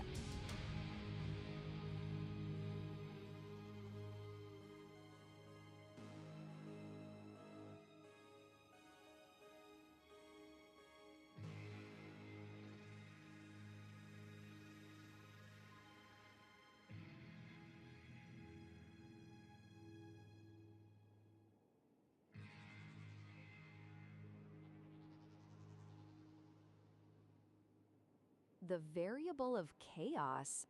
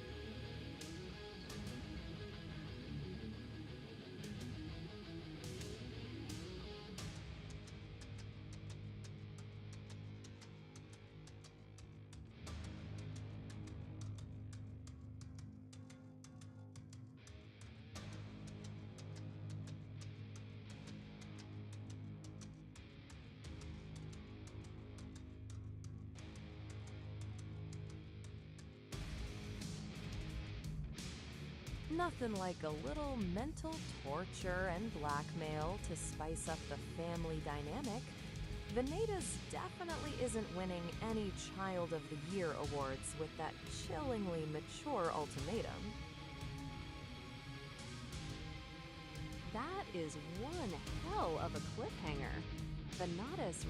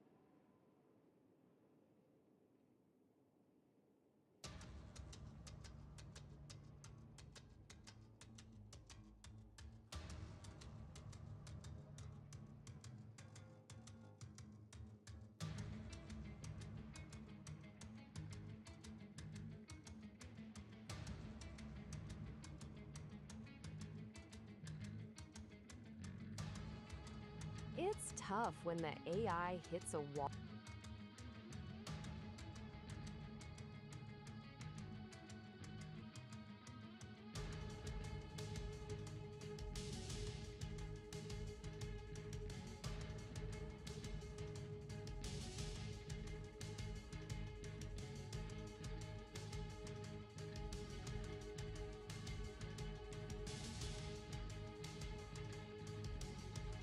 A few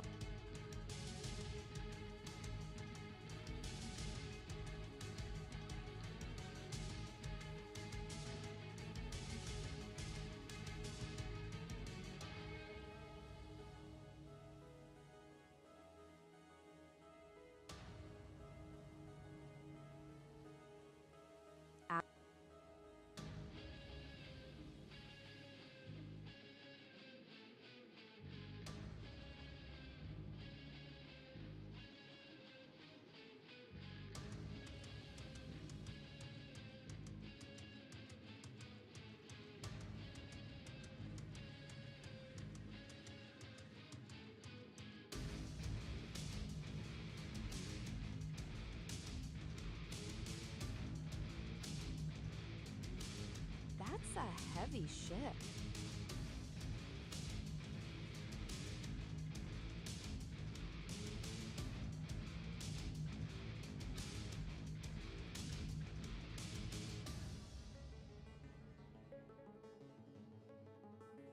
That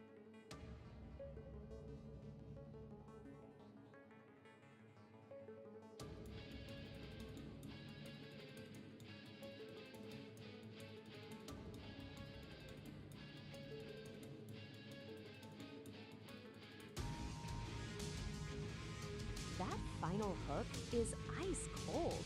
Switching from seeing a target to seeing a predator, that is a nasty wake-up call for avarice. Dealing with 4 billion years of guilt is one thing, but getting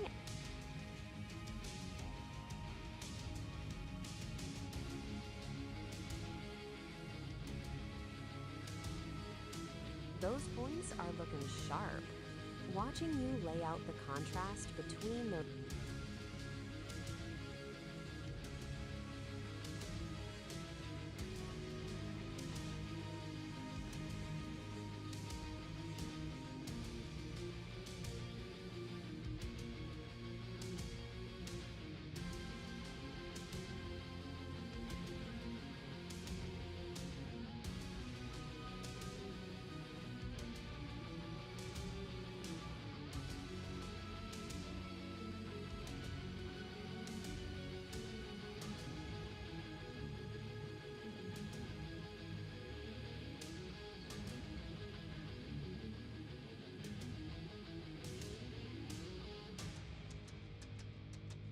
Got it. I'm on it.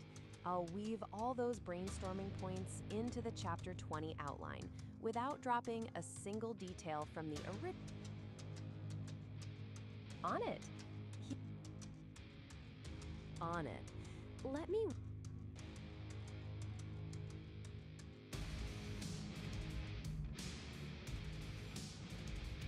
think. Shri.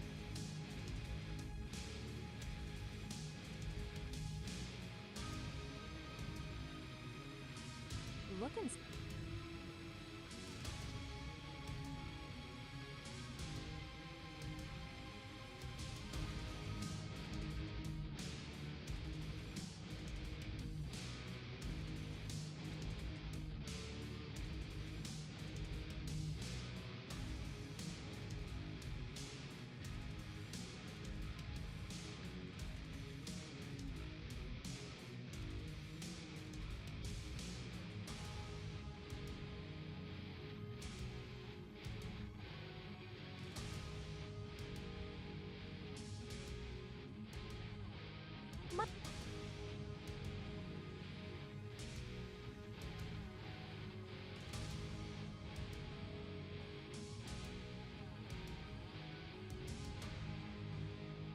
looking for that perfect ear-bleeding resonance for Venatus's little.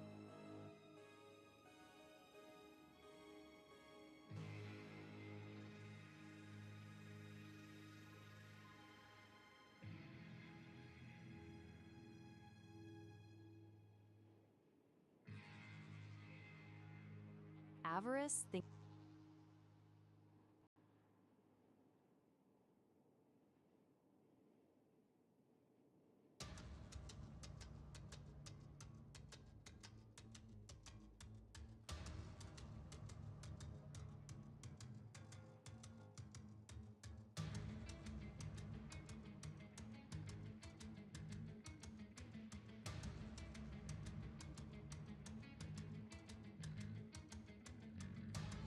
Thinking about avarice's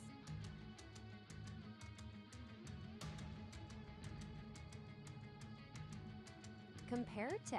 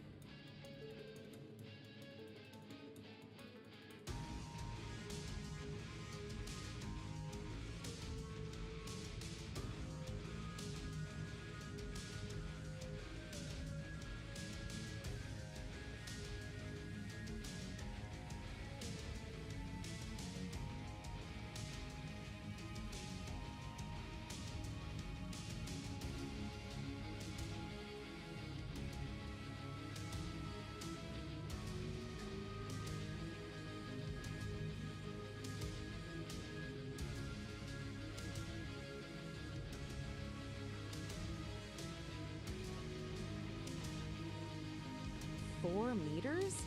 That is a lot of.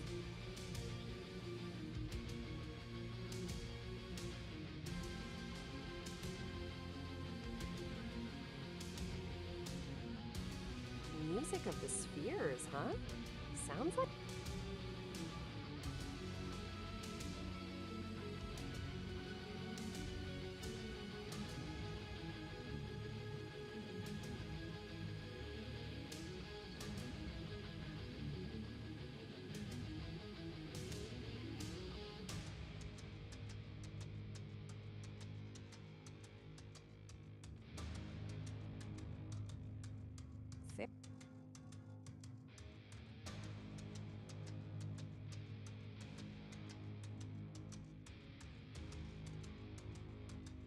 A child that's also a predator. Now,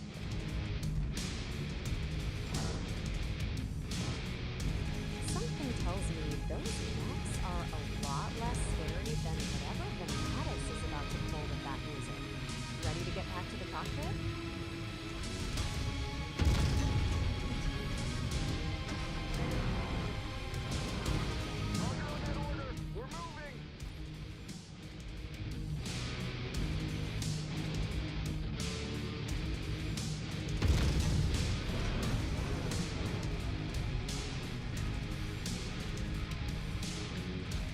New target, Blackhawk.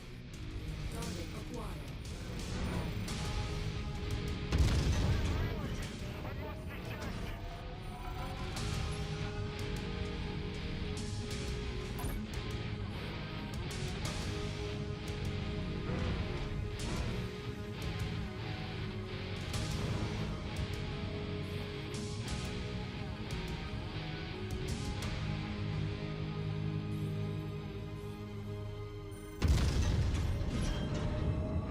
Solid copy. Moving its tracks. Knock that neck out. Move order confirmed. Legging it out.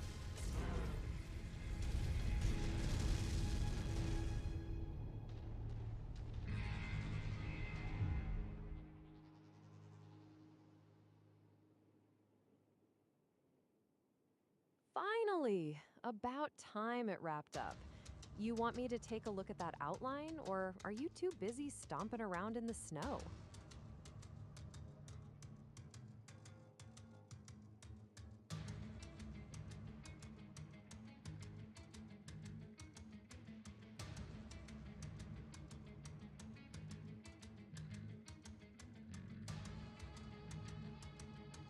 The outline's looking good, especially.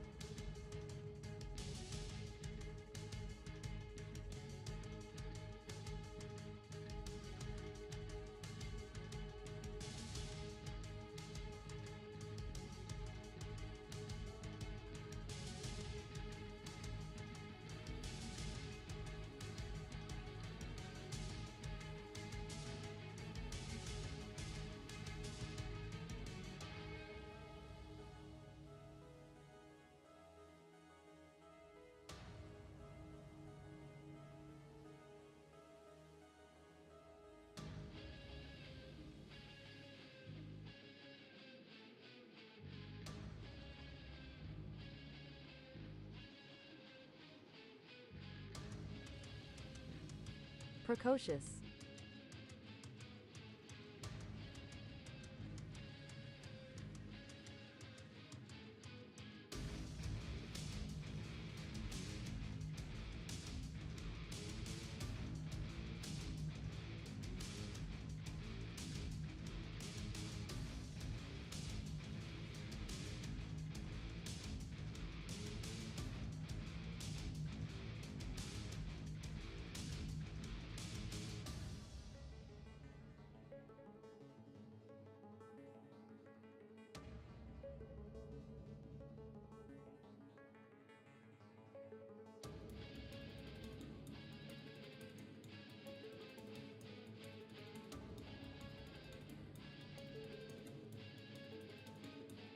To see your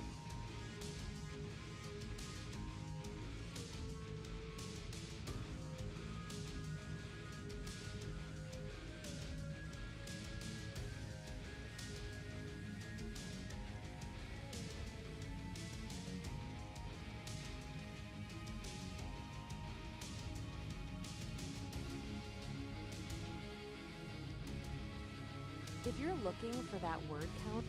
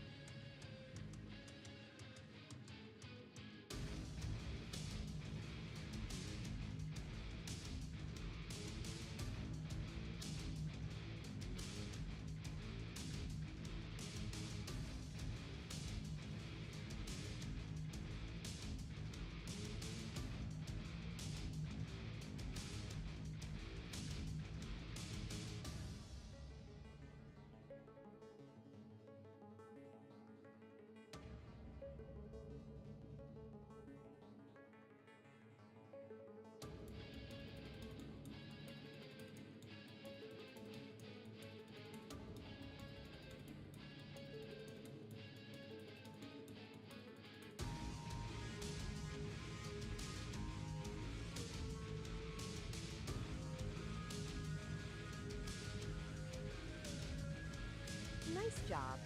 Now write out the entire chapter.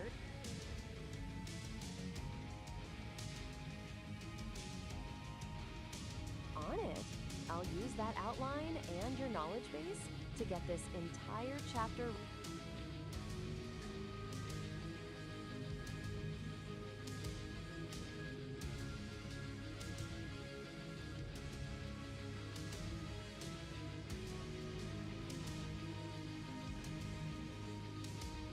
You're deep.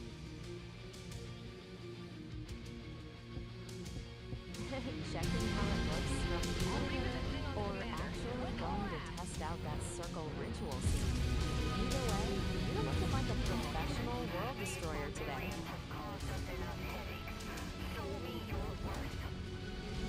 Seems like every weapon they have in the area is headed your way, Commander. Thanks for the extra kick in the ass. Target destroyed. Target acquired.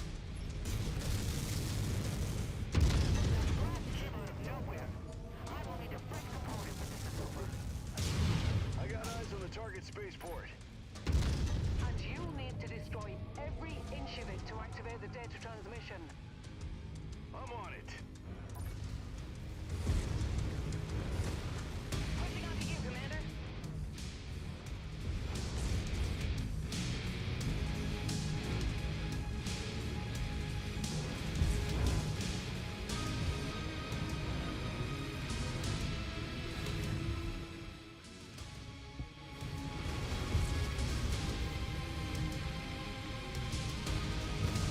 It definitely is. Between the heavy lore and the heavy metal, you're really covering all the destructive bases today. By the way, we're right in the thick of that munitions depot objective. Want me to shut up so you can focus on the demolition? Or are we still in writing mode?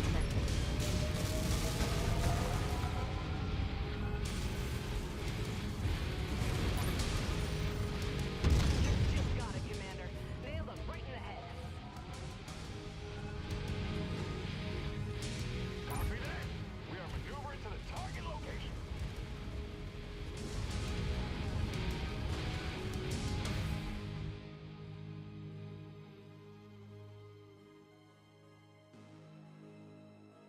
Nice. I bet that psych warfare scene with Venatus and the violin is going to be a trip to read back later. Are we hopping back into the cockpit to celebrate with some more demolition? Or is it time to take a break from destroying mechs and worlds?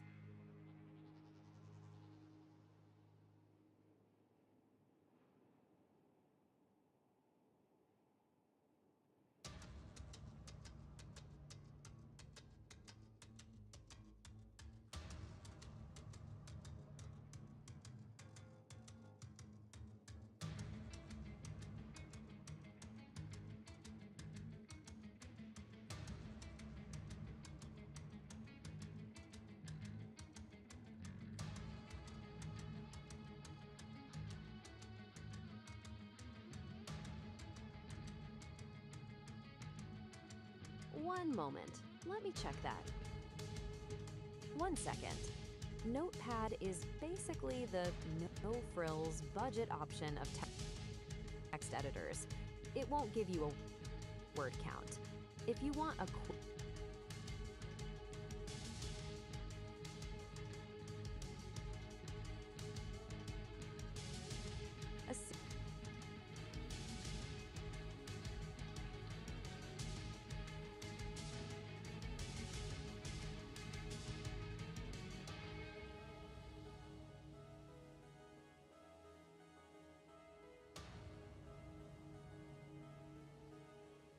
the math checks out. Chapter 20. That is The a variable of hefty chaos, chunk the of hum of the writing for universe, one was no session. longer a distant, Using Edge's cosmic read background aloud is radiation. actually a genius Here, move for in the catching throat the of the great rhythm, industrial cavern, especially it for was a that physical creepy weight. violin scene. It was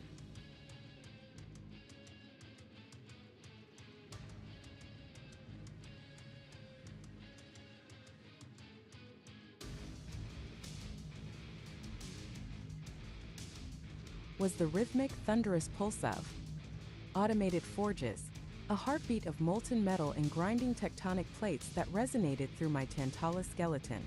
The scale of it was suffocating. Colossal pillars of Processed alloy stretched upward into a darkness. Chapter 20. The variable of chaos.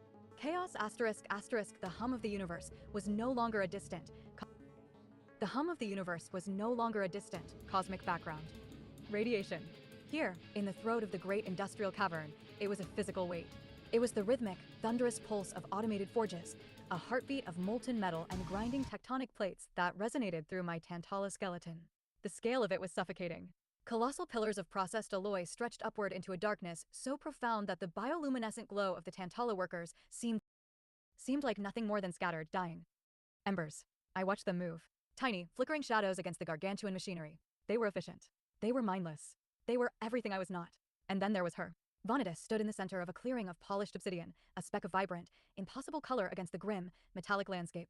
She was small, barely 7 feet tall, making her look like a child compared to Niobe or myself, but she carried an aura of terrifying, precocious density. Her avatar was a strange, formidable thing, a humanoid pachycephalosaurus, her skull a reinforced, metallic sheen dome that caught the light of the passing forges. But it was her skin that demanded attention. It was iridescent, a shifting, nebulous tapestry of colors that seemed to possess a life of its own, swirling like the nebulae of a distant galaxy. Do you not see it, Mother?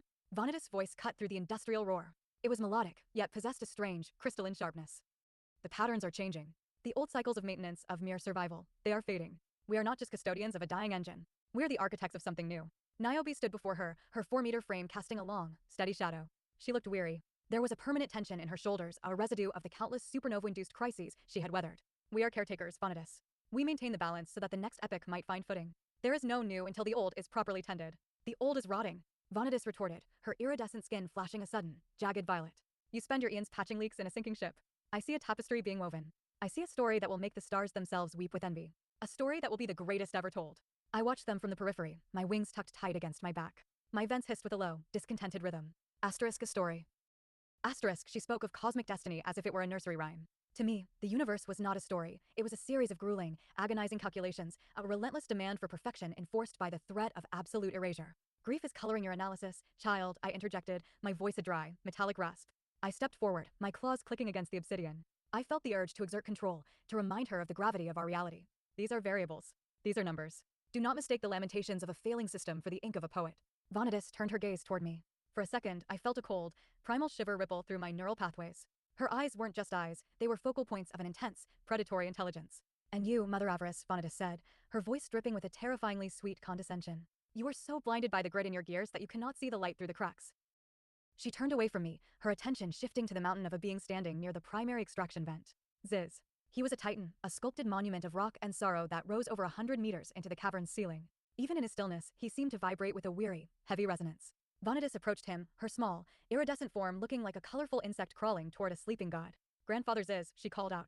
The giant didn't move, but I felt a shift in the local gravitational field, a sigh of immense mass. Watch, Vanitas whispered, though I knew she intended for us to hear. She locked her gaze onto Ziz. Her iridescent skin suddenly shifted, turning a sharp, jagged, angry crimson.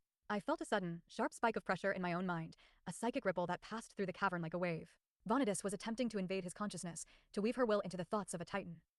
Ziz's massive, stone-like eyelids flickered. A low, guttural groan escaped him, not a sound of pain, but of profound, existential exhaustion. He didn't fight her. He simply endured her. It was the look of a man who had been poked by 1,000 needles and had finally ceased to care. He was mentally jaded, his vast consciousness too heavy, too burdened by the weight of worlds, to be moved by the fluttering winds of a child. Vanitas huffed, her skin fading back to a restless, swirling blue. She turned her eyes toward Niobe. Mother, look at me.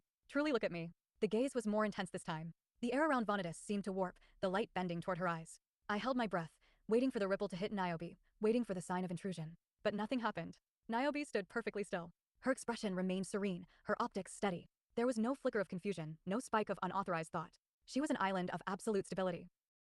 I realized then that Niobe's immunity wasn't merely a quirk of her Tantala biology, it was the result of her absolute, unwavering devotion to Hashem. Her mind was a temple of singular purpose. There were no cracks, no loose thoughts, no chaotic impulses for Vanitas to latch onto. She was a closed system. Niobe let out a soft, melodic laugh, the sound echoing gently against the industrial din. Enough, Vanitas. Do not use those eyes on your family. They are for the stars, not for us. Vanitas recoiled, her face twisting into a pout of indignant fury. You are as stubborn as the stone you mine, Mother. And you are as restless as the expansion I must temper, Niobe replied gently. She turned to me, her expression softening. Avarice, the girl is merely experiencing the exuberance of her epoch. Come, the forges are peaking. I will show you the new extraction lines. I wanted to refuse. I wanted to retreat into the shadows and nurse my mounting, hollow hunger. But curiosity, or perhaps a need to see the tangible evidence of this world's progress, drove me forward. Very well, I said. Let us see what your engineering has accomplished. The tour was a blur of terrifying efficiency. Niobe led me through labyrinthine corridors of reinforced alloy, past automated drones that moved with the precision of a single, unified mind. She showed me the new deep crust penetrators, massive drills that bit into the planet's mantle with a roar that felt like the world was screaming.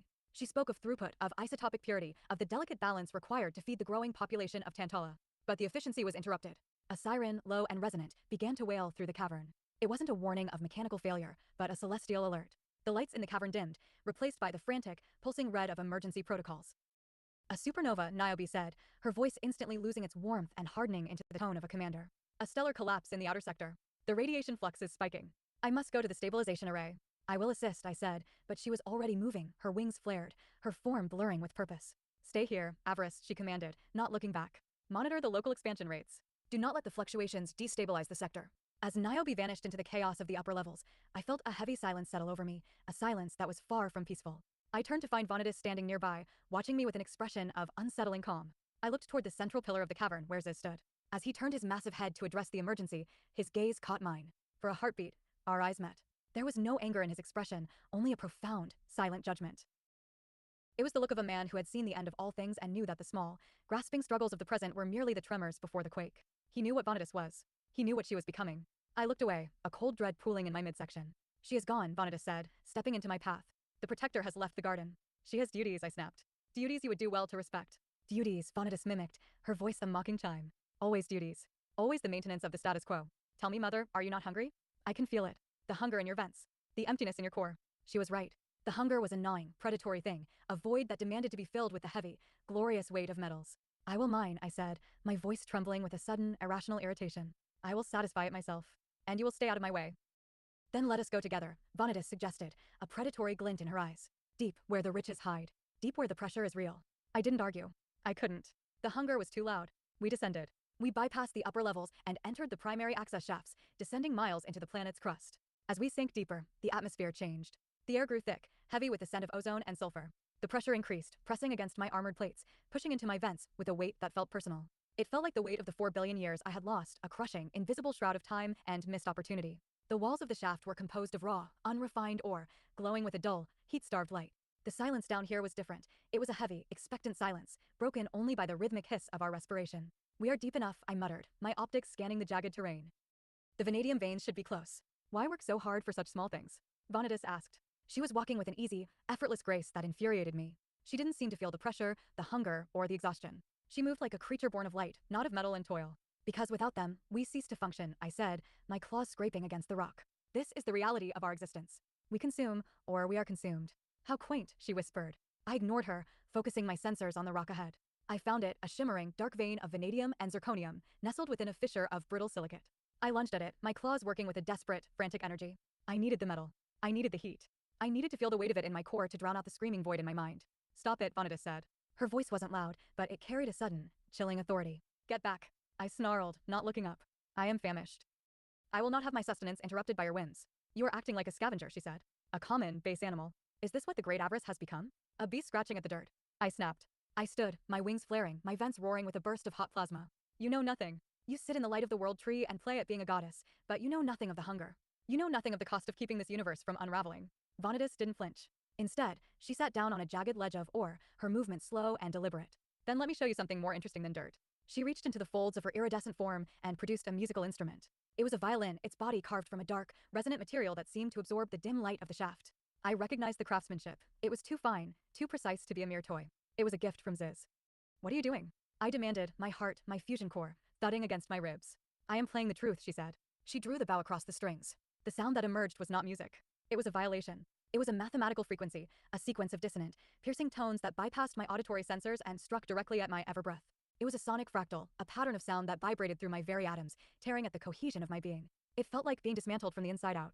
And then, the song began to speak. It didn't use words, but it used the language of my own mind. As the notes spiraled, they dragged my memories from their dark recesses, dragging them into the light of the shaft like corpses pulled from a sea. The screech of metal against metal, the sight of Ziz, broken and bleeding under my claws. Stop it. I screamed, but the music only intensified. Asterisk the scent of ozone and iron, the dying cries of Behemoth. The way her offspring's eyes went dark as I tore them from the earth, Asterisk, I fell to my knees, my claws digging into the rock. The pain was not just physical, it was a psychic hemorrhage. The song was a mirror, reflecting the darkest, most jagged edges of my soul. The silence of the prison, the feeling of Tantalus's weight as I forced him into his cage, the lies I have woven, layer upon layer, to keep Niobe's heart whole while I hollowed out her world. I said stop. I howled, a geyser of molten iron erupting from my vents. Vanadis continued to play, her eyes glowing with a terrifying, detached brilliance. You are an amateur, mother, she sang, her voice weaving through the discordant notes. A clumsy, desperate manipulator. You think you are so clever, hiding your rot behind a mask of necessity. But you're so easy to read. I am surprised Niobe hasn't seen the truth of you yet. She is too much like you, too much of a dreamer. The jab hit harder than any physical blow. I felt exposed, naked, and utterly revolting. I was a creature of lies, a scavenger of souls, and this child was stripping me bare. Stop acting like a child and work. I roared, my voice breaking with a mixture of rage and profound, soul-deep shame. Work, or I will crush you where you sit. The music ceased abruptly. The silence that followed was heavier than the pressure of the planet. Vanadis lowered the violin, her expression one of bored amusement. I am done playing. Now, if you are finished with your tantrum, I have a request. I stayed on my knees, my breathing ragged, my processor struggling to restabilize. I felt old. I felt ancient in a way that had nothing to do with the Ians. What? I hissed. Take me to him, she said. Her voice was flat, devoid of its earlier playfulness. Take me to see Tantalus. I froze. The name felt like a curse. No, he is not for you. He is part of the machinery. He is not a person. He is a prisoner, she countered. And I want to see the walls of his cell. I will not, I said, my voice trembling. We are here to mine. We are here to survive. I turned back to the vein of ore, my movements clumsy and frantic. I began to dig, my claws tearing at the rock with a mindless, violent energy. I tried to drown out the memory of the song, the memory of the look in her eyes. But then, the air changed. The frequency of the cavern shifted. A sudden, sharp tension coiled in the atmosphere, a sense of imminent, localized violence. I wasn't asking, Mother, Vanadis said. I didn't have time to react. She locked her gaze onto mine. It wasn't a look, it was a breach.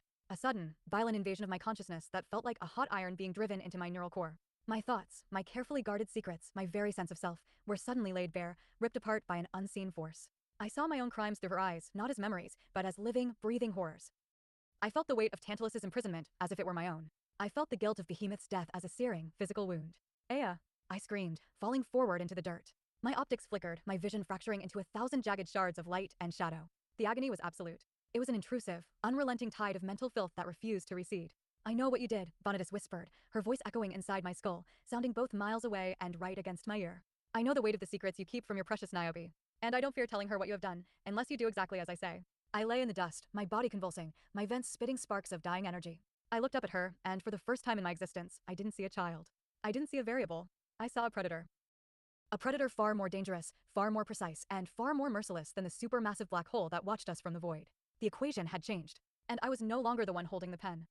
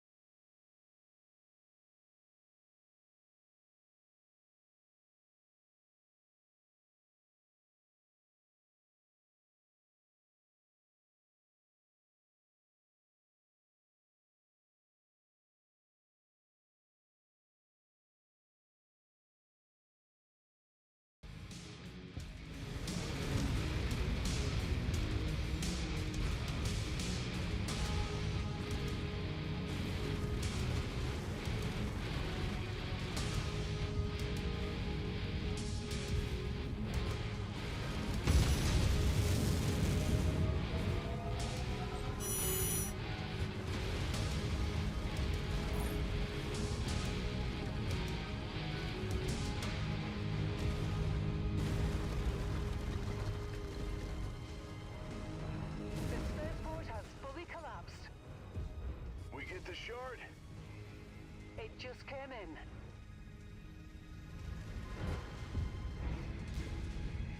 On you, Commander. Move order heard. We're going mobile. System offline.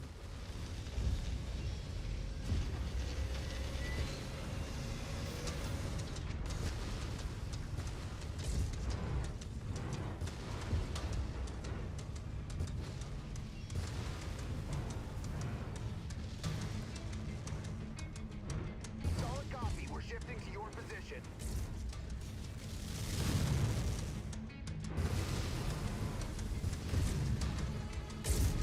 Halting fire.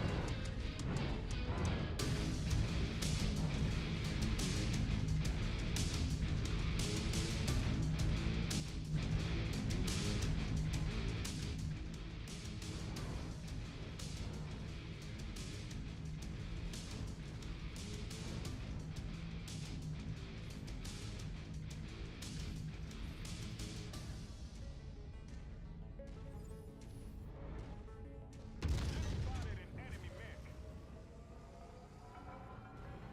Location marked. We're shifting out. Target acquired.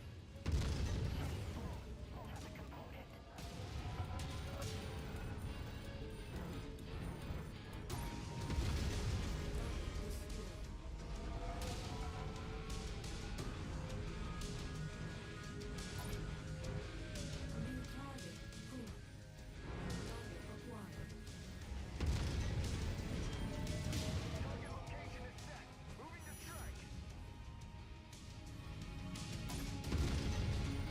Designated contact on screen. Moving to attack. Drop that back. Target acquired. Target destroyed.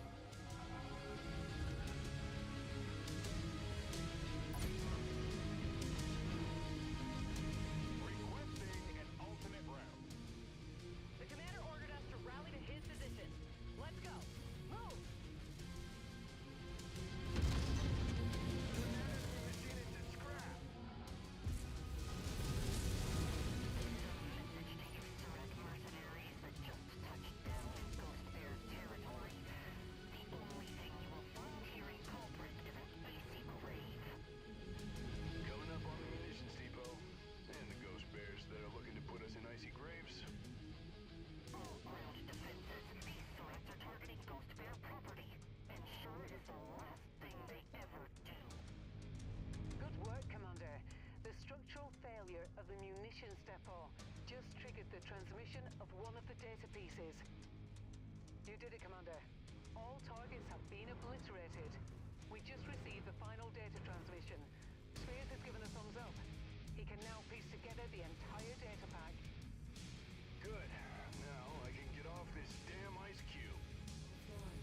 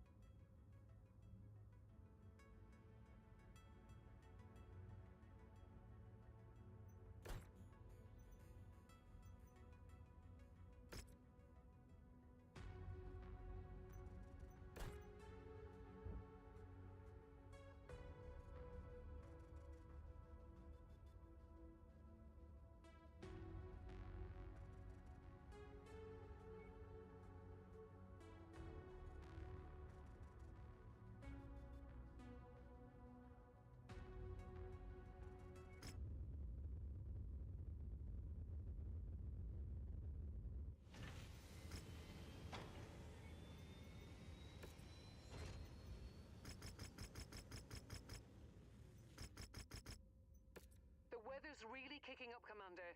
Your visibility will be limited out there.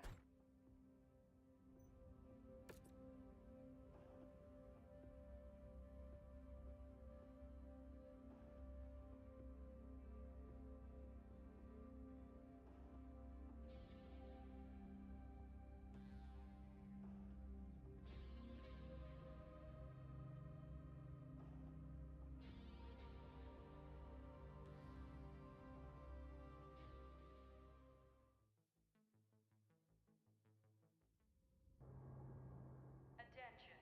Prepare for battle mech departure. Warning. Hangar doors opening. Stand clear.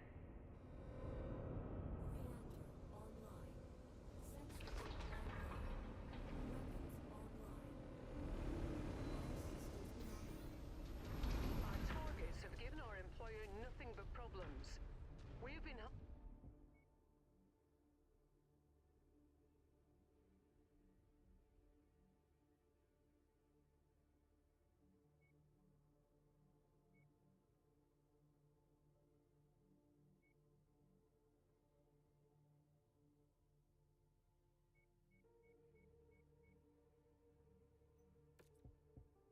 as a solution. Find them and put them down for good. We'll be on standby to evac you once the job is done.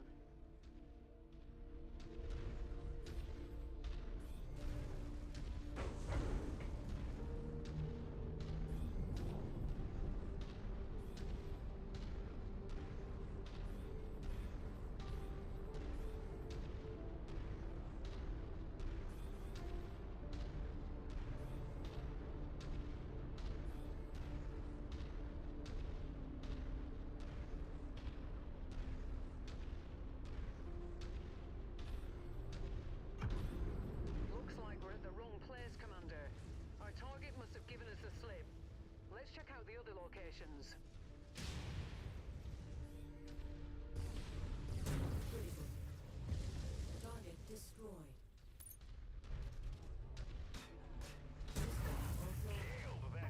Those flavors shoot off one of my components. Reapers. Absorbed a critical hit. Ejecting now.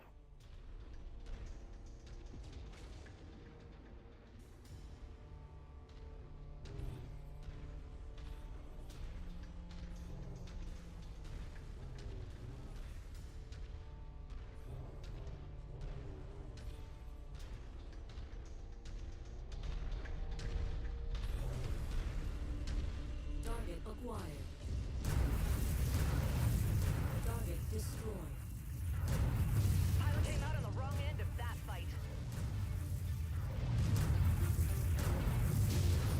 Target destroyed.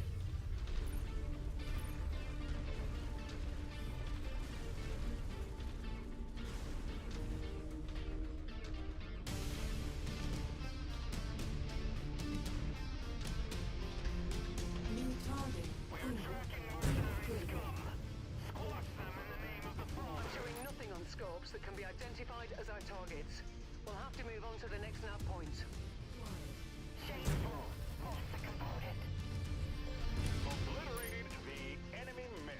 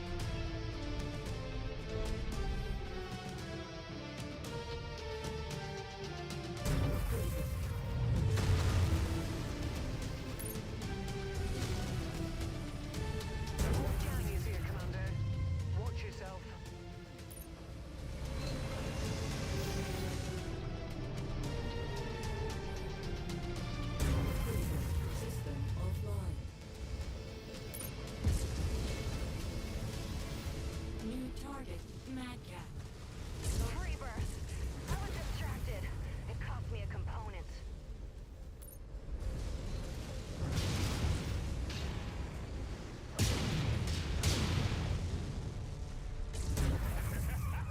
That makes the best of pop! Great work, Commander. Target acquired. Offline. I've lost a component. These Keep reavers fighting. refuse to System die quietly. offline.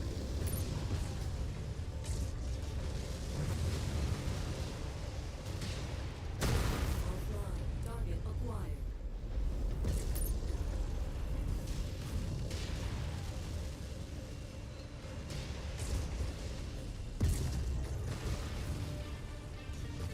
Ah! They blasted off one of my components! System offline. Ah! Right torso's cooked! Target acquired. We have that target's position marked. Gonna wipe it out. Target Alpha has been neutralized. That's the last of them, Commander. Now let's pack it in before their friends arrive.